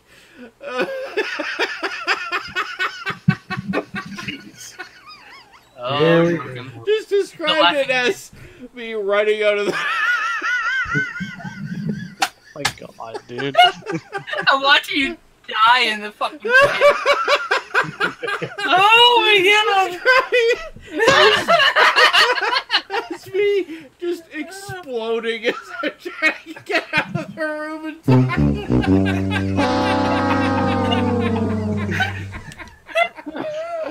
Oh, God. That actually happened to me once. You're like outrageous. Holy shit! The vacation color. Oh my god. Sean, that actually happened to me once. Legitimately, I was at Christmas dinner at her aunt and uncle's house. And there was like 20 people there. Yeah, great. And so, like, obviously, I wasn't intending to do that. Like, I was sitting at the table and I felt a fart coming on. So I'm like, yeah, I need to go to the bathroom and just deal with it. But right as I got up to leave, our uncle, who is like one of those people who like he just no matter what he says, he can always make me laugh, kind of thing. Yes. Like same effect Sean has. Oh yeah, our uncle. I know the uncle you're talking about. He's hilarious. Yeah. Yeah. Great timing, great sense of humor. Oh yeah. So right as I'm getting up to walk away from the table, he makes a joke. Yeah. And so of course I start laughing and lose all muscle control. So just I mean, in front of everybody. I had something similar happen. I was at Passover with my then wife, and during Passover, the story Passover was read by a little piece of it by everyone at the table. And I'm sitting here reading, and I have a fart coming on. I'm holding it. Pass the book to the father. He's reading. I'm holding it. They pass it to the 8-year-old. I let out the biggest fart in my entire life. The fucking table shook, and the kids start. All the kids are laughing. The whole decorum of the gym. It was all somber because we're talking about people dying from the plague and shit. And I just let the biggest fucking fart out, and everyone just dies. Everyone just and the parents look at me like I'm the biggest like monster. And I'm just laughing. He's like, I can't help it. This is hilarious. I was holding it as far as I could. The kids all appreciated it. Oh god, I almost shit myself too, which would have been the topper, by the way. Just like, I just shit myself very loudly would have been perfect, I think. Ruined Passover. I ruined Passover. That was last day. Stories about people dying and shit. Oh my god, I shit my pants. The firstborn Pharaoh's son. Oh shit! Oh my goodness! Mine was little. He farted so hard he actually like vibrated about a foot away from the table. Oh god! No, but the one when you have laminate floor and a wooden chair, and he just goes, and he just goes like.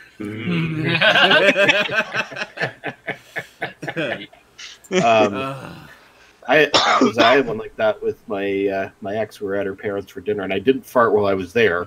And I'm like that. But we're like walking to the car, and finally, once we got out of earshot from the house, before I got into the car, I think I had about a 5-second long fart. Oh wow! It's just like a fart that had built up all night. Oh my god! The other day, I had steak and mushrooms and garlic bread and. I could not stop farting. Like, it was the kind of farts where the pressure was so immense and it just felt so voluminous that I thought it was a shit. So I hate those. Like, you're like, you start sweating. So I was like, and then you fart, like, It's like, oh god, I think this is a shit. I better go to the bathroom. So I sit down and then it's like, okay. Nope, just in there. Like, wow. I feel completely better. Yes, we know that steak and mushrooms, everything do that to you. I remember the time you were farting your ass off in the toilet. Well, Dad and I stood in your apartment with an earshot of everything, awkwardly staring at each other, trying to not acknowledge what we've just heard.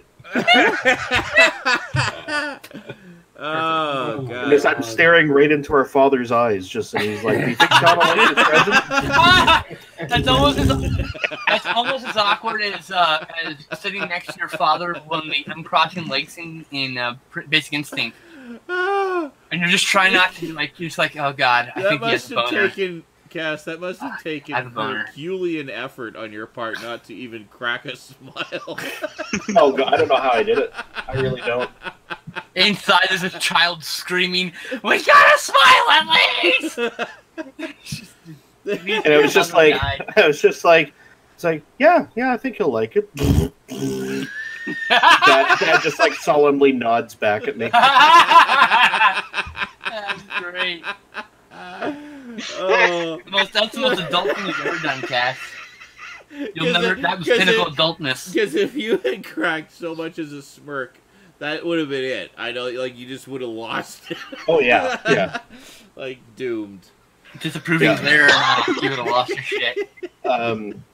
Anyway, the one I was trying to tell way back before, with Mom, was so it was, and it wasn't like it was a family dinner. It was literally just Mom and I. Yeah. And we're sitting at the table, and I was like 9 or 10 or something like that, and I farted, and Mom just like immediately, just dramatically like puts her fork and knife down and like glares at me, and I'm just like, sorry. God forbid, natural function. She decides to use this as a teaching point to try and be like, grown-up people and stuff don't fart, so you need to grow up and not. You're just laugh at farts or whatever. Yeah. Whatever. She looks at me like all indignantly, and she's like, you don't see actors and actresses in the middle of a scene farting.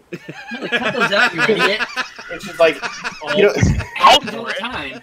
And then she's like, you don't see the president talking to reporters farting. That's because there's no mic near his ass, you I asshole. lost it. Literally, I just say it. Because, of course, the thing is, when you tell me something like that, like, I'm starting to picture the stuff in my You're head. picturing it vividly. Like, Of I'm course. picturing a movie scene with, like, Keanu Reeves jumping around. It's like, I think he went over there. Meanwhile, my mom would And then I'm also just be like, but the mic's not near his butt, so that's why you can hear the farts. Okay. But they cut the parts where they fart out because those are outtakes. You see them in outtakes all the time. Yeah. And then I was also picturing, like, Bill Clinton on the south lawn of the White House, just like, our economy. Did you see the White House? And I was laughing. And they're going, I did not fart. I'm laughing so hard. Fart. I'm laughing so hard. And of course, Mom is just sitting there straight faced because she's all stern that I'm laughing at her teaching point. So I'm just laughing. I was like, in the middle of a scene. And I laughed so hard I farted again. And immediately got banished to my room. I was that kid. So worth it. I was like smarter than my parents as a kid. So like they'd be like, blah blah blah. I'd be like, what about this? Like, why do you keep doing it? Like, well, because I want to make sure we get all the instances covered. You say I can do this, this, and this, but during these times, you're like, just you know what I mean? Like, no, I'm trying to get clarification. I just fucking harassed them to the point where they gave up. They gave up after a while. Kind of like what you do now. Yeah, that teaching point is pointless. Like, whatever. I have several questions. Let me teach you not to do a fucking bodily function. Like, whatever. Yeah. I roll. I don't know. I've never understood that. Like, sort stupid. of aversion to farts. It's like humans fart, and some of us find it amusing because it's a funny sound. You should definitely say excuse me if you're in public. That's about. Of Then you course. should not fart on anybody. That's All right. you know. I mean, but like, when you should always fart on assholes. Absolutely.